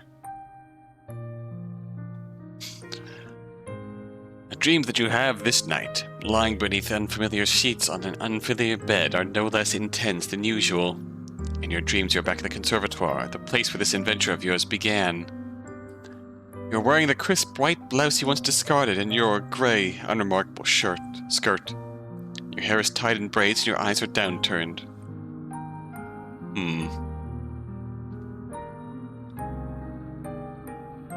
Oh. You tried to look at your classmates and you thought yourself fortunate if they did not look at you in return. You did not want anyone else to notice you. Until that awful winter, that is, when everybody stopped paying attention to you for good. Oh, nobody tried to trip you when you walked past them in the hallways. Nobody, in fact, so much as glanced at you. All of a sudden, there was no malicious whispers, no wicked laughter, no pulled hair, and no thrown objects. You were giddy with relief at first over this newfound means of tormenting you that your classmates had devised. This little game, that of complete and utter disregard, continued on and on and on. As the days grew shorter, the nights grew longer. As the time passed, you began to fret at the state of your own corporeality. Could anybody still see you? Did you even exist at all? Then at long last, you found it, quite by accident, the source of all your woes. One of the girls had erected it in the forest through which you were sometimes bidden to jog for PE class, beneath the shade cast by an old oak tree. It was a makeshift tombstone, a small, meager monument made of stone, upon which one of your classmates had hewn a name. Your name. Ah! That feels like this is going a place.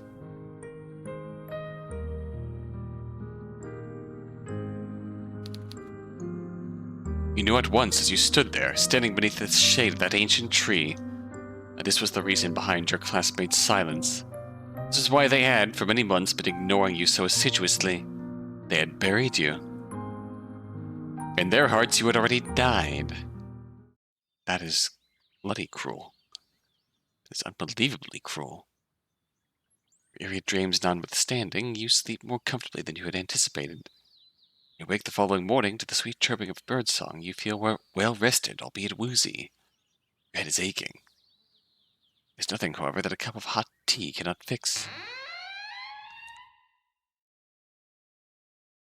You stumble into the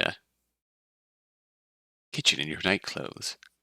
Your hair loose and your feet bare, and the gravedigger turns to you. Yeah, that's the dissonance that we're fighting here too. Like, we have every bit of description of the conservatoire feels more modern, and our heroine's outfit, school uniform, feels more modern, which is very clearly wandering into something that feels more ancient and medieval in both routes. She looks at your face, which is pasty, and your under eyes, which are dark, exclaims in the manner of one accustomed to solving problems, not complaining about them. Oh, you look awful. I think you need something warm to drink. Maybe you need something to eat, too. Let me start on breakfast. And that is exactly what she does. You start on breakfast, which proves to be quite the simple affair. Nothing like the luxurious food you were accustomed to in your past life. The bread is hard enough to break your teeth on, and the cheese is a bit too strong. It is food all the same, though, and you do not complain. Your stomach was beginning to grumble. The tea is inoffensive, at least, and you drink it gratefully. You thank the gravedigger girl for her hospitality, and she smiles at you in return. A sunny smile, like a field of blossoming bellflowers. It's no problem. Don't hesitate to ask me if you need anything else, he says with words which come to symbolize your relationship. She is kind. You stay with the gravedigger for many, many more days, and limited though her means may be, she always tries to help you. The gravedigger sets you chores about the house to keep you occupied. a fact for which you are grateful.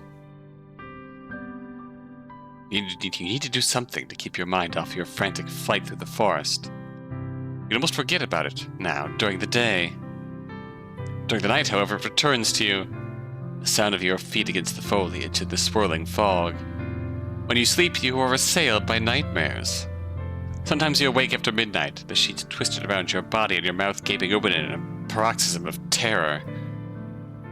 Though you try to tell yourself otherwise, you are still afraid. Being with the gravedigger makes you feel less so, though. Particularly when you are sweeping the floor or keeping an eye on the bread loaves so they do not burn. You tend to most of the domestic chores while the gravedigger concerns herself with the work she knows best, that is, digging graves.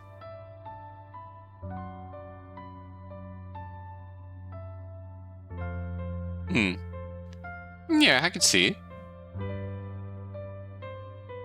Now she's drinking tea. Curious mix of time periods. I concur. It's a curiosity nonetheless. And at the very least, we got a... That seems to be an answer to one of those points.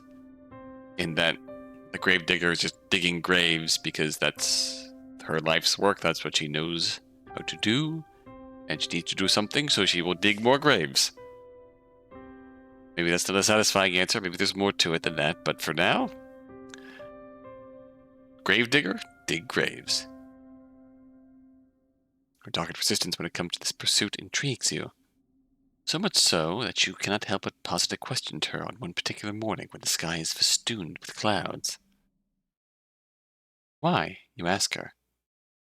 Perhaps a touch insensitively, do you continue to dig graves? There's nobody left, after all, to dig them for. Always been practical, and you cannot see the point in it.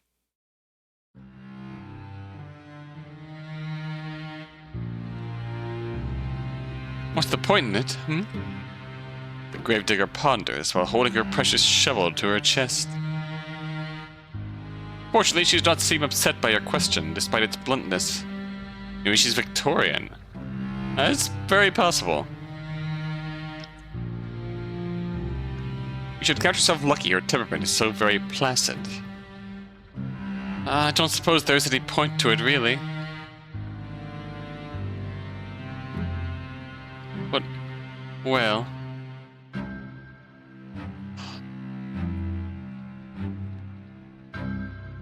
Digging graves is what my father did.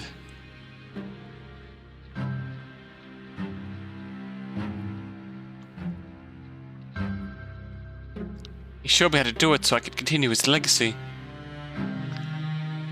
My father wanted to keep our family tradition going.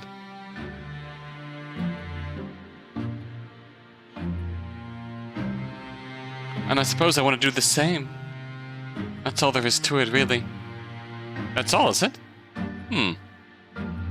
Do you think you can understand that? Though your companion's actions might appear to be illogical, there is a kernel of reason nestled amongst them. He does not dig graves out of any sense of purpose. She does it, instead, out of resentment. Or out of sentiment, sorry. A very different feeling those words convey. Besides, I have to do something to keep myself busy, don't I? If I spend my days idling all on my own, I think I'd go mad. Gravedigger laughs at this. So the prospect of her own madness is amusing. Her laugh, despite her slender stature, is not particularly delicate. Reminds you, perhaps unkindly, of the brag of a horse. You are ashamed of thinking such a thing, though, and your face flushes with the guilt of it. We cannot all be well-bred young ladies, you know. Still, the laughter of the gravedigger as it echoes through the gray, gloomy sky is strangely desperate. It sounds forced. Her smile, too, is a touch unnatural, the rictus grin of a corpse. You find, despite your attempts to return her laughter with a polite giggle, that you cannot help but pity her. You retreat indoors briefly after your talk with the gravedigger, then set about some simple chores.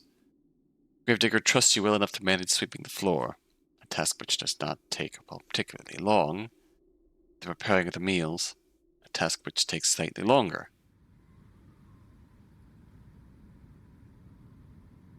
It's not until much later, however, that once the sun has already sunk beneath the horizon and the moon is high in the sky, that the gravedigger returns from the outdoors. She's windswept after many hours spent exposed to the elements, and there is dirt caked beneath her fingernails. Gravedigger removes her cloak, which she hangs by the door, and looks to the pot suspended over the fire which you stoked with your own hands. The scent of cooking food, that of garlic and onions, fills the air, suffusing the interior of the kitchen in a homey aroma which makes your stomach rumble. Taking stock of this, the gravedigger smiles at you. A toothy smile, which, despite her status as a lowly peasant, is surprisingly clean and bright white. Thank you so much, dear one. This was like returning home after a hard day's work to find dinner already prepared. Now, let me give it a test. Gravedigger dips a spoon into the soup and brings it to her lips. Blows upon it. She places the spoon into her mouth, the wooden utensil clacking against her teeth. You observe this with a touch of anxiety. Would she like the food which you have prepared for her? You have cooked for her before, in the past, and she was always very complimentary of your efforts. Cooking is not your forte, however. If you had to concern yourself with it, really, growing up in relative comfort as you did, I think that you enjoy this rural, rustic mode of existence more than you did any of the privileges of your past life. At least now with the gravedigger, you have a steadfast friend, a staunch ally. When you're with her, you are not alone, and that is worth its weight in gold. The gravedigger explains after drawing the spoon from her lips. Her smile a bright, guileless one. It's delicious! Your face flushes at the compliment. You're unaccustomed to receiving them, and it makes you feel good. Not much sugar in a peasant's diet. Yeah, true. That would do it. Not much sugar to ruin the teeth. A rare, tooth-rotting luxury. Shyly, you ask the gravedigger if she truly means that, a query which makes the gravedigger smile. Of course I mean it. You become quite good at cooking, really. That is a relief. You were not very good at all this cooking malarkey in the beginning. You do not know how to handle a knife, know how to peel a vegetable, and you've cut yourself more than once. You bled into the soup on several occasions, but never once did you throw this sullied soup out. Oh. The gravedigger lives a humble existence, and she cannot afford to waste her precious ingredients. These two are actually really cute together, not gonna lie. This has been a decisively wholesome route, despite the tragedy of the gravekeeper's life. Your soups during your stay have all been seasoned with a slightest hint of iron. We won't talk about that. Today's soup, however, is a marked step above the rest. You do not cut yourself with a knife even once. Hey! Improvement. Maybe your companion's compliments are not empty fluff. Maybe you really are improving. The soup should be ready to serve. I have some bread, too, that we can eat it with, but I should brew some tea, too. Let me... Oh yeah, the tea. You knew you were forgetting something. So focused on the soup, it must have slipped your mind. Your face flushes, yet again, at this oversight, and shyly you offer to correct it. The gravedigger, however, waves your request aside. No, it's alright. We made dinner. So I'll brew the tea. It's only fair. It won't take all that long. Would you mind serving up the soup while I'm busy? Of course you would not mind. You do enjoy making yourself useful. For a lady, you are awfully domestic. Oh. You work alongside the gravedigger to finish your nightly meal, and together you serve it, soup and bread, alongside 2 cups of piping hot tea, prepared by your hostess's own 2 hands. You sit together at the table, then partake in this simple fare after saying grace. The soup really is quite good, despite it being made from only the most commonplace of ingredients. There's a bit of a kick to it, and it warms you from the inside out. Tea, meanwhile, is very soothing, so much so it makes you feel rather sleepy. It's highly possible that she just had a good deal of stuff stored up.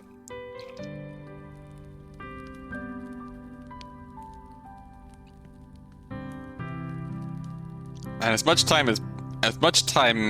that has passed so far, We're not in the full sense of a whole season passing and quite yet having to worry about what might be coming next. Restocking supplies.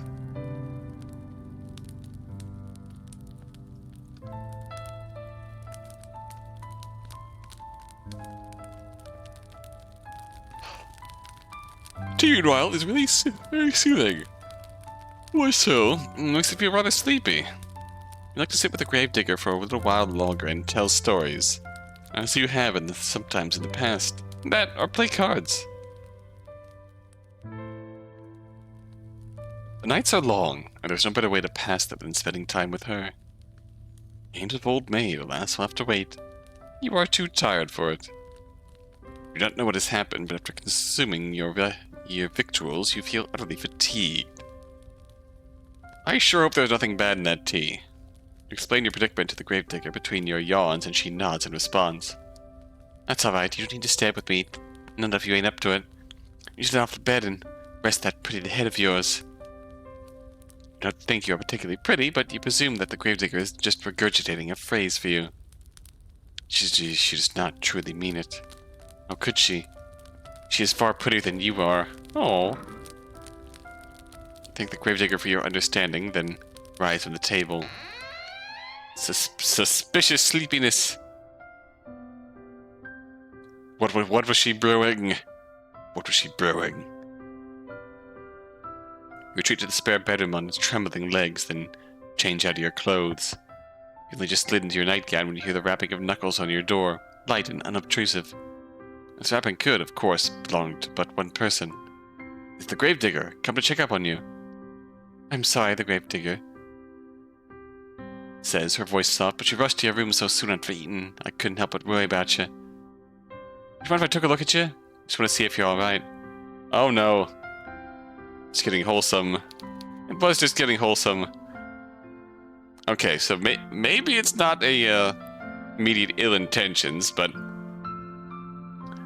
perhaps the worst possible outcome here is that the plague is going to get us. Or at least something that she mistakes as the plague. Gravedigger is trying to keep her voice steady, but you can hear it wavering, regardless. She really does sound concerned. So much so, she could very well be on the brink of tears. You do not want her to cry for you. You would feel horribly guilty if you upset her, even inadvertently, given all that she has done for you. You made the gravedigger entry into your room, therefore, without further delay, an invitation she hastens to take. The door swings inward with a creak, and there your hostess stands, still attired in black, her clothes a stark contrast to your pure white, well, off-white nightgown. Gravedigger looks at you, seated in bed with your hair freed from your usual braids, and exhales. Is that relief, you wonder, playing about your face? But why? What was she expecting to see, exactly, before entering your bedchamber? Oh, thank you for letting me in, Gravedigger says, toying with her fingers. How do you feel? Not too terrible, you reassure her. There are no particular problems with your health, you just feel tired. Are you sure you're not sick? Your face does look a bit pale. That would be nothing out of the norm. You are always pale. True.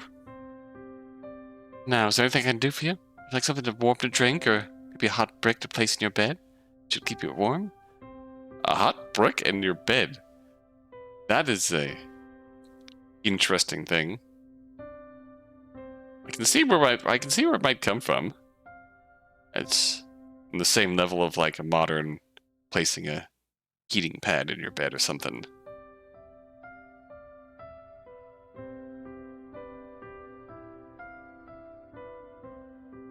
You appreciate your hostess's thoughtfulness, but you reassure that this won't be necessary.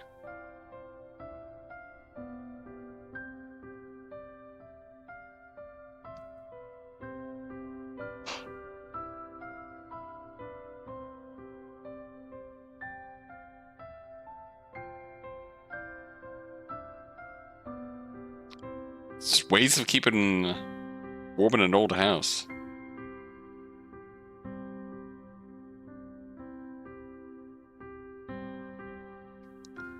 I guess older times they had brass bed warming pans. Instead, those who couldn't afford that would heat a brick on the edge of the fireplace, wrap it in an old piece of flannel or cover it in a particular cover, place it at the edge of the bed. The mean of spreading through, sharing this means of spreading warmth in the night.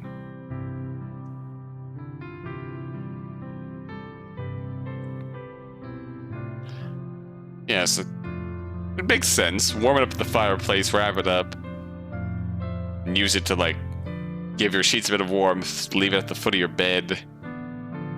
You got, like, a makeshift heating pad.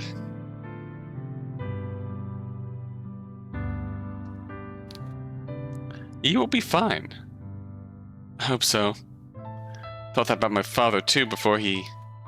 Gravedigger begins, but her voice soon trails off. She does not finish that thought. She does not need to. You know now what she was thinking of before she entered your bedroom. Cold, clammy skin. A sweating brow. Rank, oozing pustules. Think upon these symptoms, which are eerily similar to those encountered during the Great Plague which once beset your own country, and you shudder. If you don't want anything, then I'll be on my way, Caretaker says, but before that... Before that? Just a fancy on my part, but I was wondering... would you mind if I brushed your hair for a little while? Oh! Oh! Your hair? That's right. It's such a pretty shade of red. That's all. I just thought... well, just a fancy, really. You don't have to let me. Not if you don't want to, but I thought it might help you to relax. If you're feeling under the weather. I heard it's supposed to be soothing. They really are awesome! That's what the Gravedigger says, but you have the distinct feeling that she is the one looking for solace here. She's not quite so selfless, perhaps, as she would like you to think. Let her have but she has been so very good to you and has done so very much for you that you do not want to begrudge her this small self-indulgence. You either think she deserves it. She does. You agree, therefore, to her request. Yep, red hair confirmed. Upon doing so, you are certain you have made the right choice. Your hostess's face lights up immediately, in a manner which makes you blush. Oh, thank you. It'll be my honor. Now let me fetch my brush. Gravedigger retreats from your room in a hurry, but returns soon thereafter, holding in her right hand the promised brush. This artifact acquired, the Gravedigger then settles herself upon your bed by your side. She looks at your hair for a few moments, her expression pensive. Then she announces that she will begin. Gravedigger leans in. The wooden frame of the bed creaks under her weight, a creak which melds with the sighing of the breeze outdoors. You can feel the bristles of the brush running through your hair. It is soothing enough, so much so it makes you shiver. The sensation is a pleasant one and somewhat nostalgic. Did your mother do this for you, you wonder, when you were a little girl? If she did, it must have been when you were a very little girl.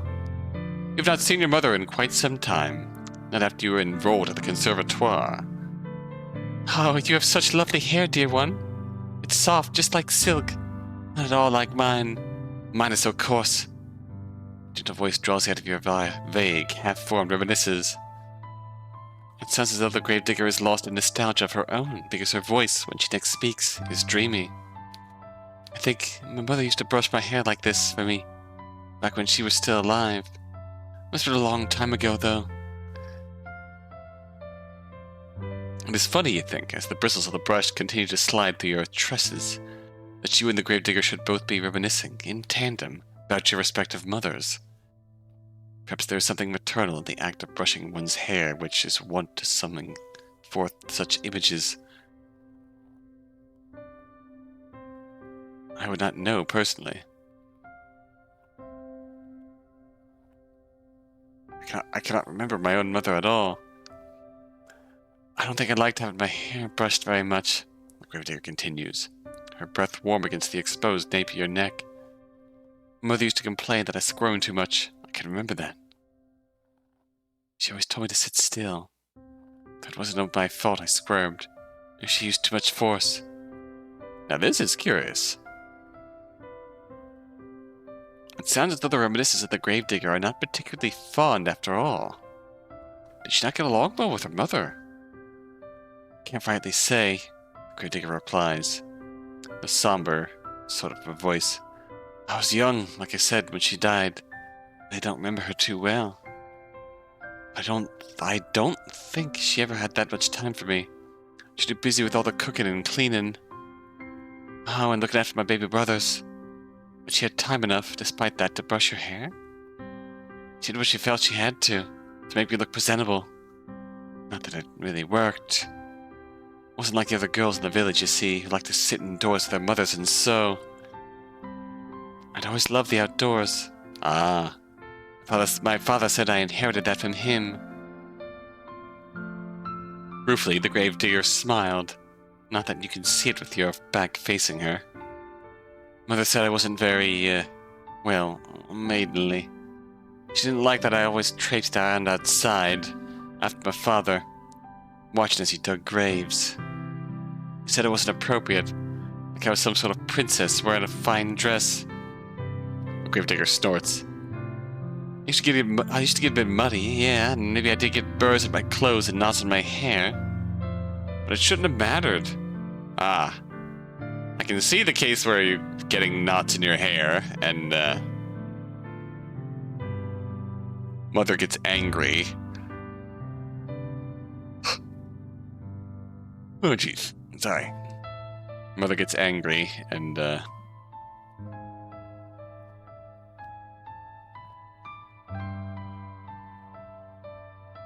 shouldn't have mattered. It's not like I ever had any hopes of marrying a prince, no matter what my mother said.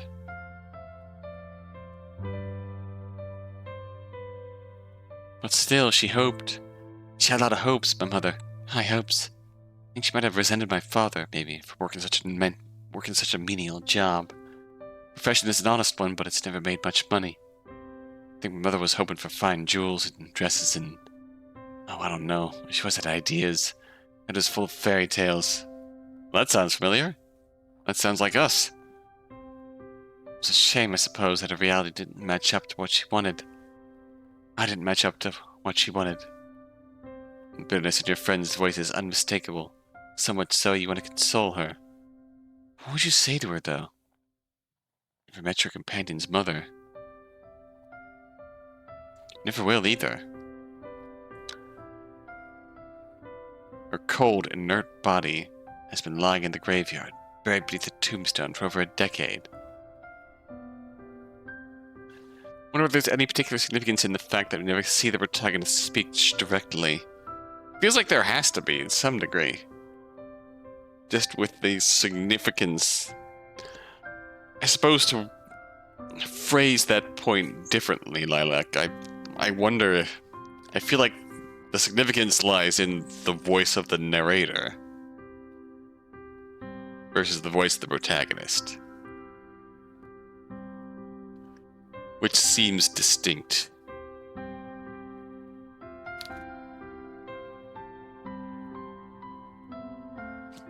You have no way of ascertaining whether your companion's mother truly cared for her. You do have intelligence enough, however, to understand that poorly thought out condolences can cause more harm than good.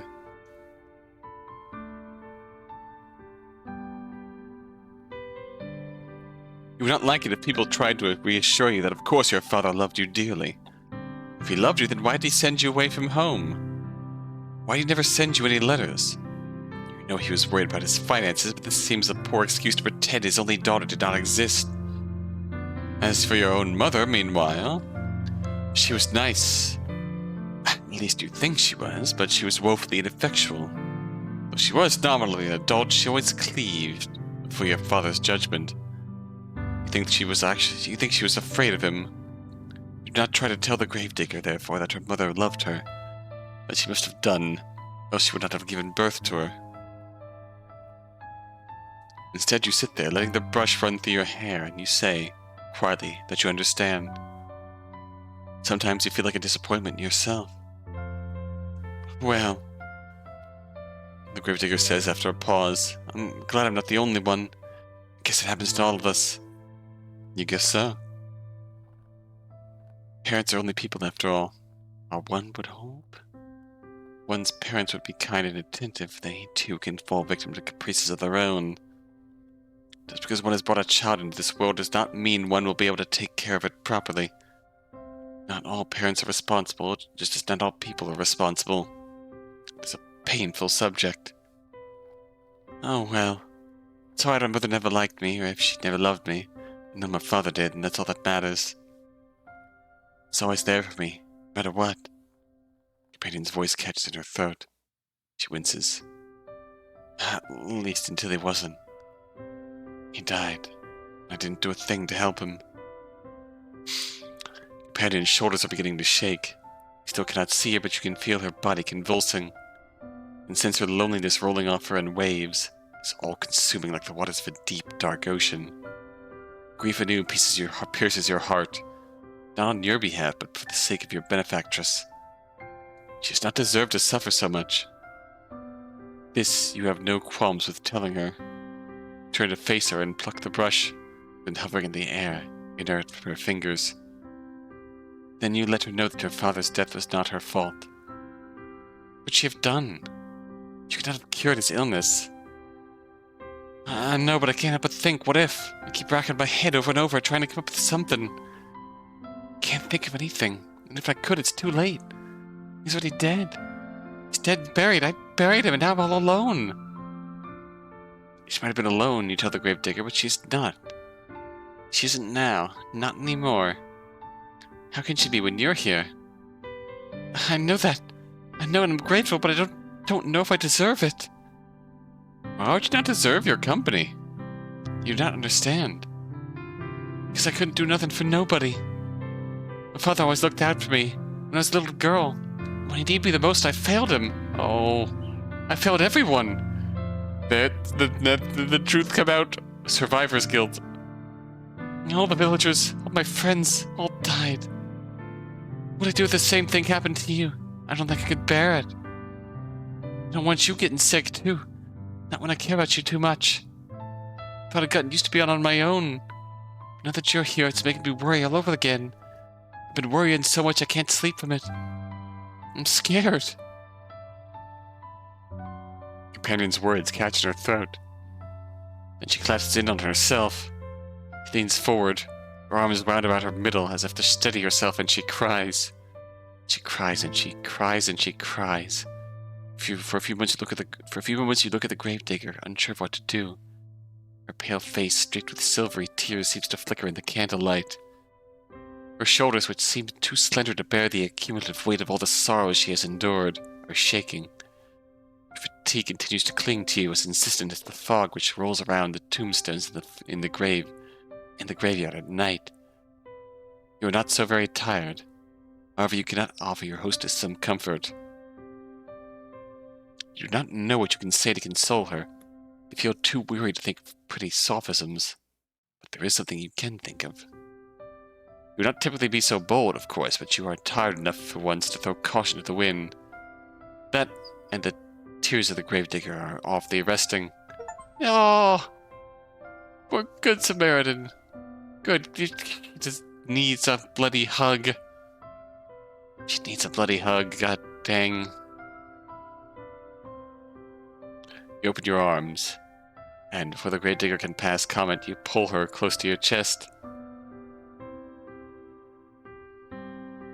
Oh! A soft exclamation escapes the lips of the gravedigger, quieter than the sound of the wintry snow as it brushes the ground. Then there is nothing. The gravedigger is stiff in your arms for a few moments, like the corpses she and her father used to seal away inside their wood coffins. She's all wide eyes and awkward, pointed elbows, and tears still coursing down her pale cheeks. You worry briefly as you hold her that you have perhaps made a mistake. Were your attempts at consoling her too clumsy? You would not know. You have never been in a situation like this before. You've never consoled any friends before, because you have never had any friends to console. It's not so now, however. You are as far away from your old life as it is possible to be. And the gravedigger does not curse you for your impudence. Neither does she try to squirm away from you. Instead, she sits there, still as a statue, and cradled in your arms. Oh, I'm very sorry to show you something so embarrassing. It's just, I get so very lonely sometimes. Until at long last, with a breathy sob, she lets the full weight of her body fall against yours. You run your hands against her sobbing companion's shoulders blades and her back. Gently, you soothe her. You tell her that she does not need to apologize. There's no shame in crying. You hug her for many, many minutes while she sobs against your chest, wetting the front of your nightgown. No further words pass between you that night, but they do not need to. Words are irrelevant in a moment as tender as this. Shared between two souls who have come to understand one another through mutual loneliness. Oh. God, Oh. Oh. Oh. You slide between your sheets. You still feel exhausted, and the gravedigger joins you without asking for your permission. It would be an unnecessary piece of politeness, really, even your acceptance is all but assured. You've already accepted the gravedigger, after all. Every single inch of her. You've accepted her hospitality. You've accepted her food. Now you are accepting her company. Range yourself beneath the sheets, then draw her body to yours. The gravedigger has not yet changed into her nightwear. Her clothes will be horribly rumpled when she awakens come the following morning, her head resting against your chest. But tomorrow has ceased to matter. It no longer exists. There's no concept of time between the two of you, no thought of the day, which will dawn once this night inevitably ends. Instead, there's only warmth shared between you, and the wetness on the cheeks of the gravedigger. There's the sound, regular now, and less intense than before, of your companion's muted, muffled sobs. There's this gentle, tender moment snatched in the midst of the deep, dark night which can never be replaced. Your eyelids feel heavy, as though weighted down with stones.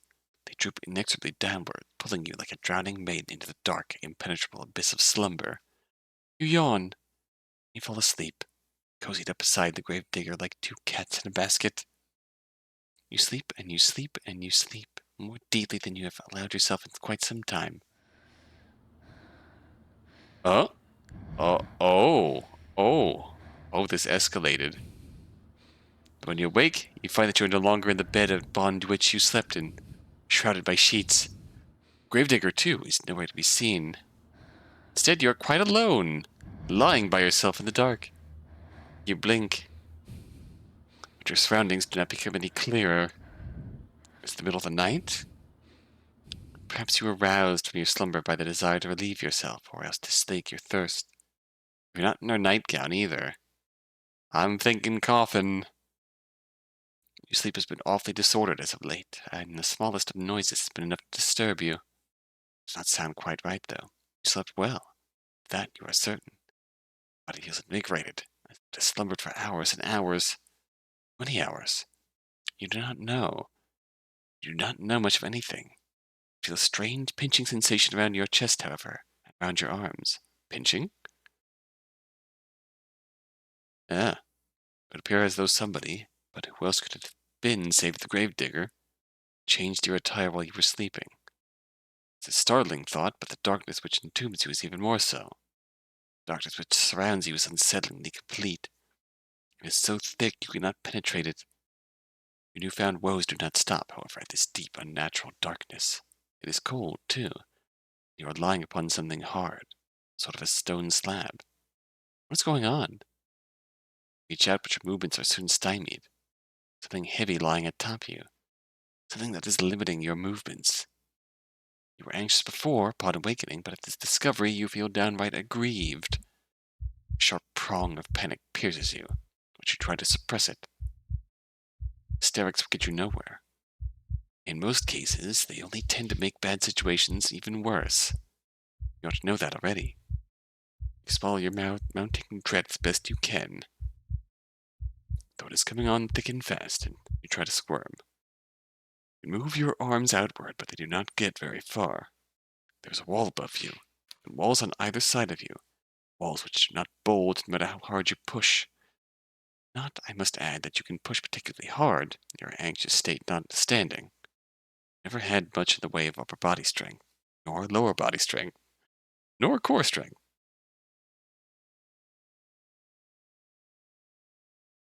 You do not have much in the way of strength at all. You feel quite helpless as you lie out there, out of breath from your meager exertions, unsure of what you should do. You hardly see a foot in front of your face. You do not know where you are, nor why. But a terrible premonition is beginning to bear down upon you, one which initially you tried to discard. You do not want to accept it as a possibility, but where else could the truth lie? You are lying in a box, hemmed in by walls which offer only a scant few inches for you to stretch in any direction. Where else could you be but a coffin? The moment you allow yourself to ponder this awful reality is the moment you hear it, the irregular sound of drumming, as though somebody, they must be a very large somebody, is tapping their fingertips upon the lid of your coffin. That, or it is raining. Ah! It's not the fingers of a giantess, though, which is disturbing you, nor is it falling rain. It is dirt. The sound continues on and on, as though it is drilling its way inside your skull. It is relentless. It is merciless. Like the ticking of a great celestial clock, it cannot be stopped. Your time is almost running out. But you knew that already, didn't you, when you were running through the forest? You ought to have known, silly thing, that you could not outpace your destiny forever. Sooner or later it would catch up with you. You are stubborn, though, and you do not want to accept this. Not content to simply lie there, you cry out. You cry not for your parents, whom you hardly knew, not for your school friends, for you never had any. Instead you cry out for your new companion, the girl with whom you have been living, with whom you shared one precious, cherished moment. You cry out for the gravedigger. Surely this is some manner of mistake. Once you realize that you are, in fact, entombed in one of the coffins she is currently filling, for who else would be moving the dirt above you? She will cease her operations at once. She'll pull you out of the darkness, back into the world of the living, and then she will hold you close. She will embrace you. She could not mean to cause you any harm. Not when she was so good to you and so kind. Why would she bury you? And cry to her so loudly you fear your vocal cords might tear, all while banging against the roof of your compact prison. You cry desperately, helplessly, and to your relief your cries do not fall upon deaf ears. The sound of the falling soil stops, albeit briefly. Then you hear a voice. The voice is very faint, given it's being filtered through your coffin's sturdy lid, but you recognize it. So, you're awake then? Are you, dear one? Gravedigger says.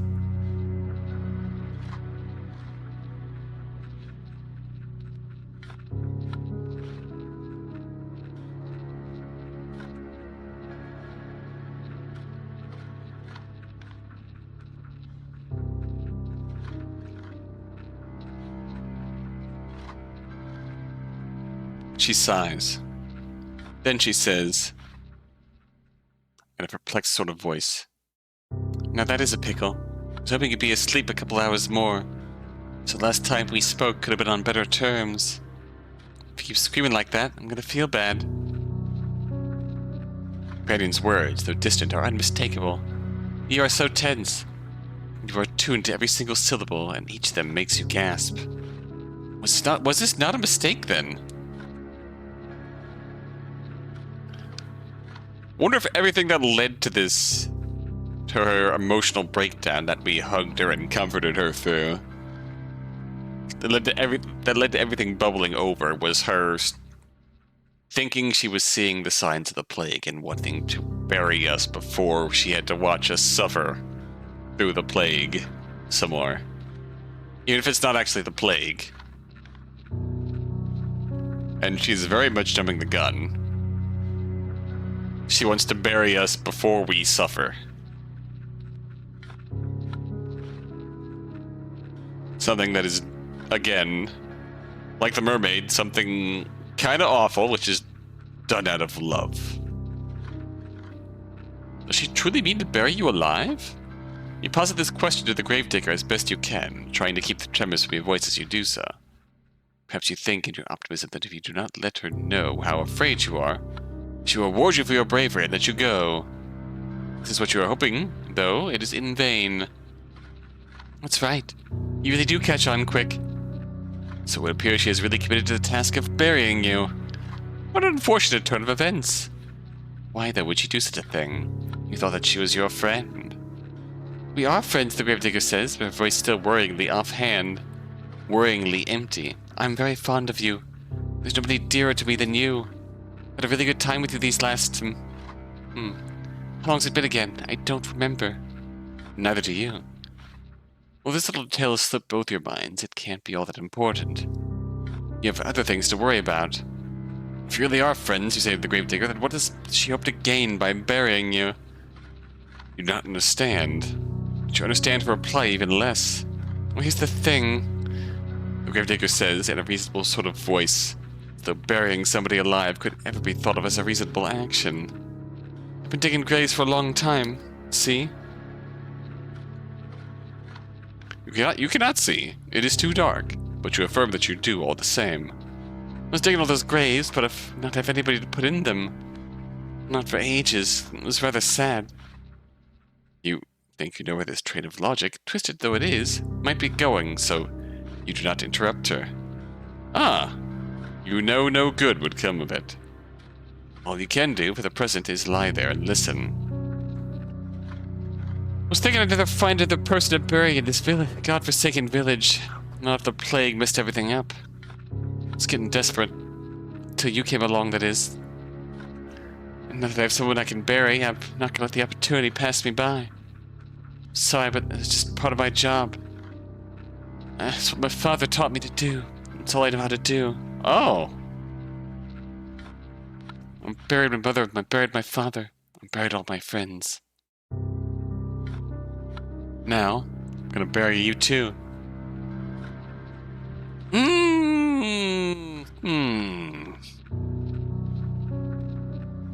Okay, I suppose the trappings that I was positing before were aired on the side of more tragedy than horror and yandere, but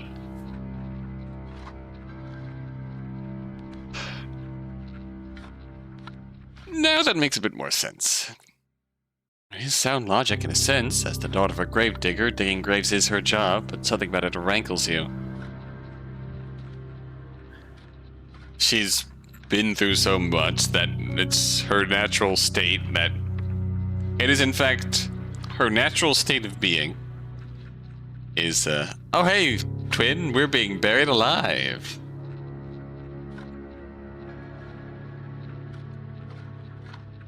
It's like she's gone through so much hell that the fact that she considers us a true friend means that she's gonna have to bury us eventually, so she may as well bury us now? If only you could put your finger on it. Ah, yes. There's a bit of a flaw with her reasoning, is there not? You are not dead, after all. You might not be dead now, the gravedigger says, in response to your ingenuity, but you will be, if given enough time. I mean, everyone else I ever known has died. Who's to say you won't be next? It seems rather more likely that you will die, and quickly, if she persists with her poorly thought-out plan to bury you. Your coffin is not very large, yet it affords you precious little space. Eventually, if trapped within it for long enough, you'll run out of oxygen, and then you will suffocate. That, or you will starve to death. Either way, your demise will be a slow, painful one. You are unsure which death would be worse, though given how precarious your situation is, you do not wish to expend the necessary energy needed to ponder it. You need to plead with the gravedigger, and quickly, while she is still here. You tell her, tearfully, that you would never leave her. Why would you? Try to sound as convincing as your disordered nerves will allow. The gravedigger remains unmoved. You say that, she says, but how can I know you're telling the truth? Thought you said you were a traveler. Never stay put in one place for long. You'd get sick of me before long, then you'd leave me. This way, at least I can be assured that we'll always stay together. Ah, okay, yep. We're in the Yan zone now. I bury you like I did all the others. We'll never be far apart. Even took care to put you in a nice spot, close to my home. So you're only a stone's throw away, really. Isn't that nice? Privately, you'd think that the gravedigger has a different conception of the word nice than you. You do not say this, however. You cannot say much of anything because the panic has begun to set in. It's choking you. Stopping up your throat so you can only cry.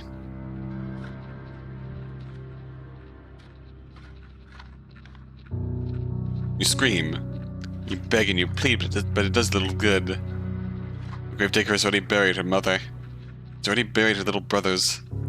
She's even buried her father, whom she loved above all else. Yeah, for bizarre reasons. And yet it kind of, I kind of get it. I will admit, I like the plausible eventual tragic ends that we put together. But, so this feels very jarring, and yet at the same time, you can reason it out. She was not well. She was coming off that she was handling it all really well, but she was not well, and we caught that glimpse of her finally breaking down under the pressure of it all. And maybe that pushed her over the edge. To finally acting on the intrusive thought of the intrusive thought of, I have to keep her, I have to bury her, I have to keep her here. All that.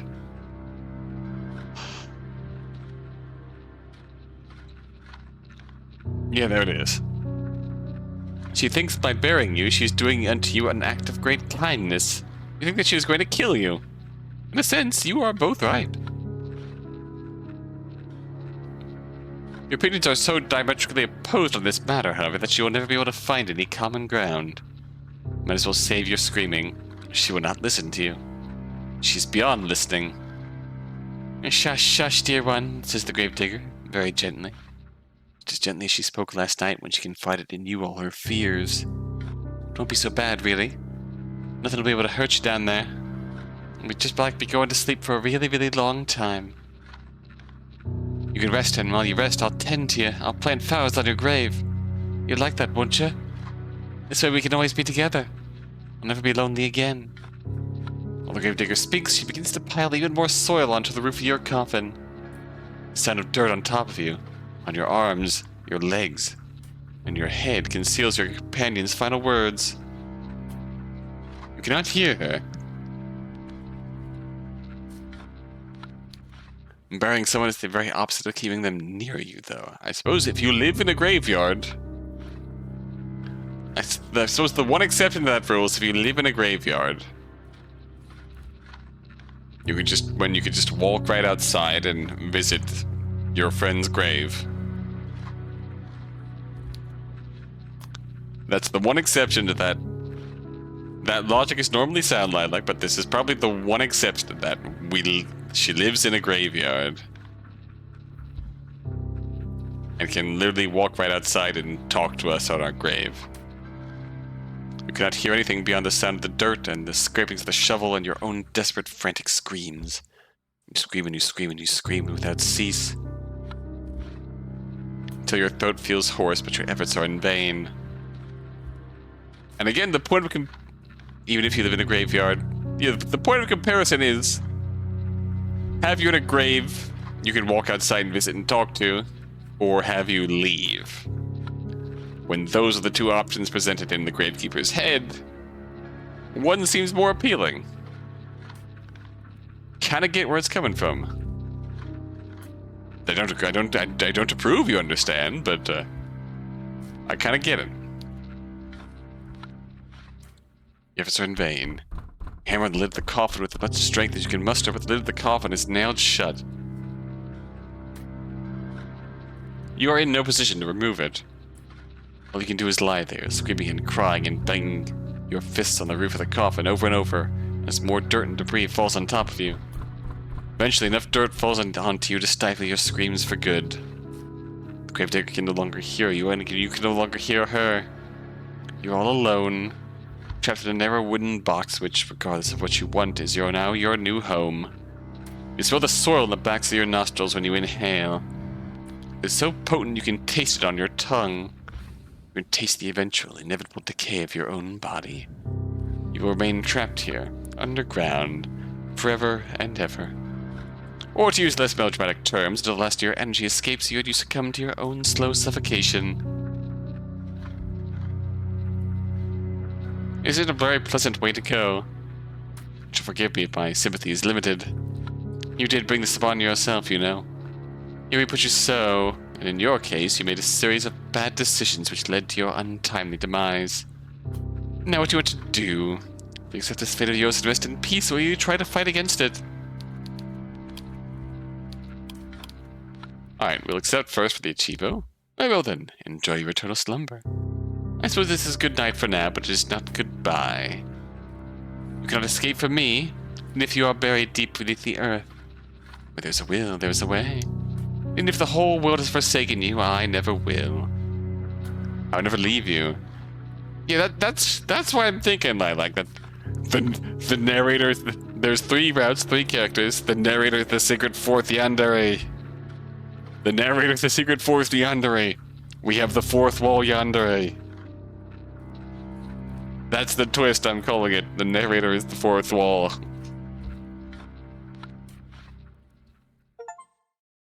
"10 feet deep, down in the boneyard. You will never be lonely again." God, honestly, she doesn't deserve...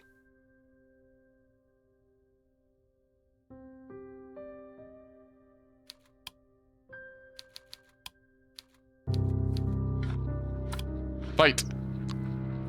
You're not happy with the hand that fate has dealt you. Very well. Cannot blame you, it is quite a grim ending. I would not wish it upon my worst enemy, and you are rather dearer to me than that.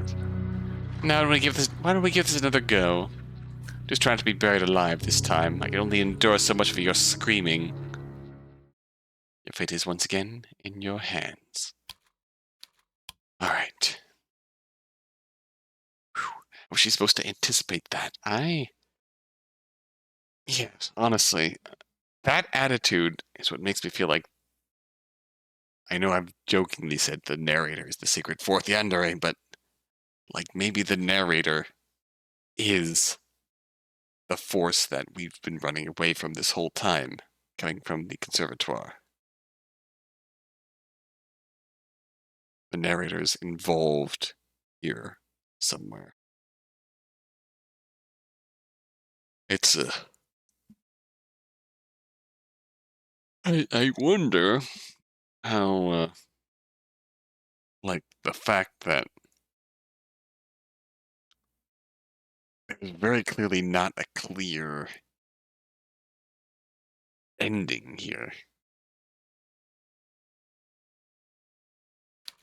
Like, all 3 route branches are intertwined to some degree, which makes me think there's going to be a true ending after the fact. All of our main paths are going to end poorly, but there will be a true ending after the fact.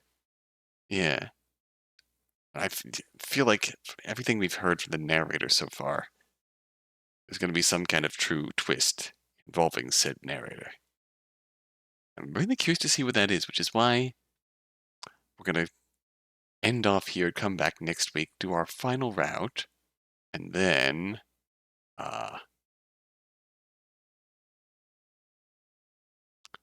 see if there's more to what's happening here than meets the eye. Let's see who's on we can raid into.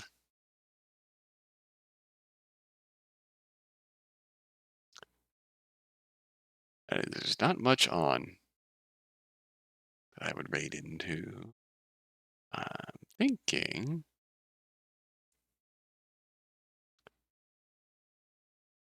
We've rated into, yeah, let's,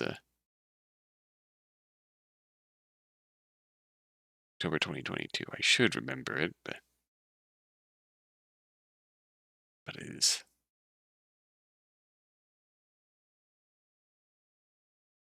I have h.io open. I can easily reference that.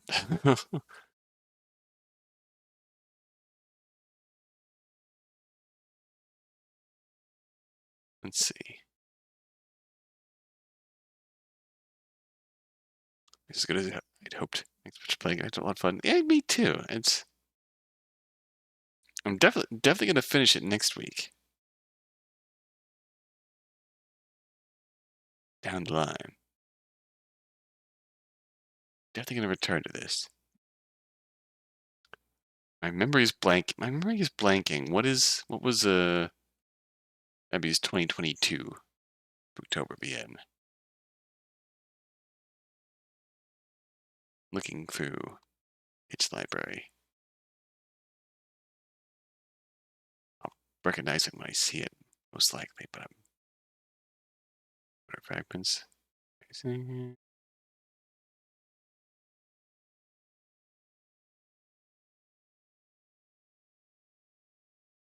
Oh, free. Oh, girlfriend sim. Girlfriend sim. Right. Yeah. Yeah, girlfriend simulator. Yeah, weird. I think that was the first ebi-hime game I played. To be perfectly honest, I think that was legitimately the first ebi-hime game I've played.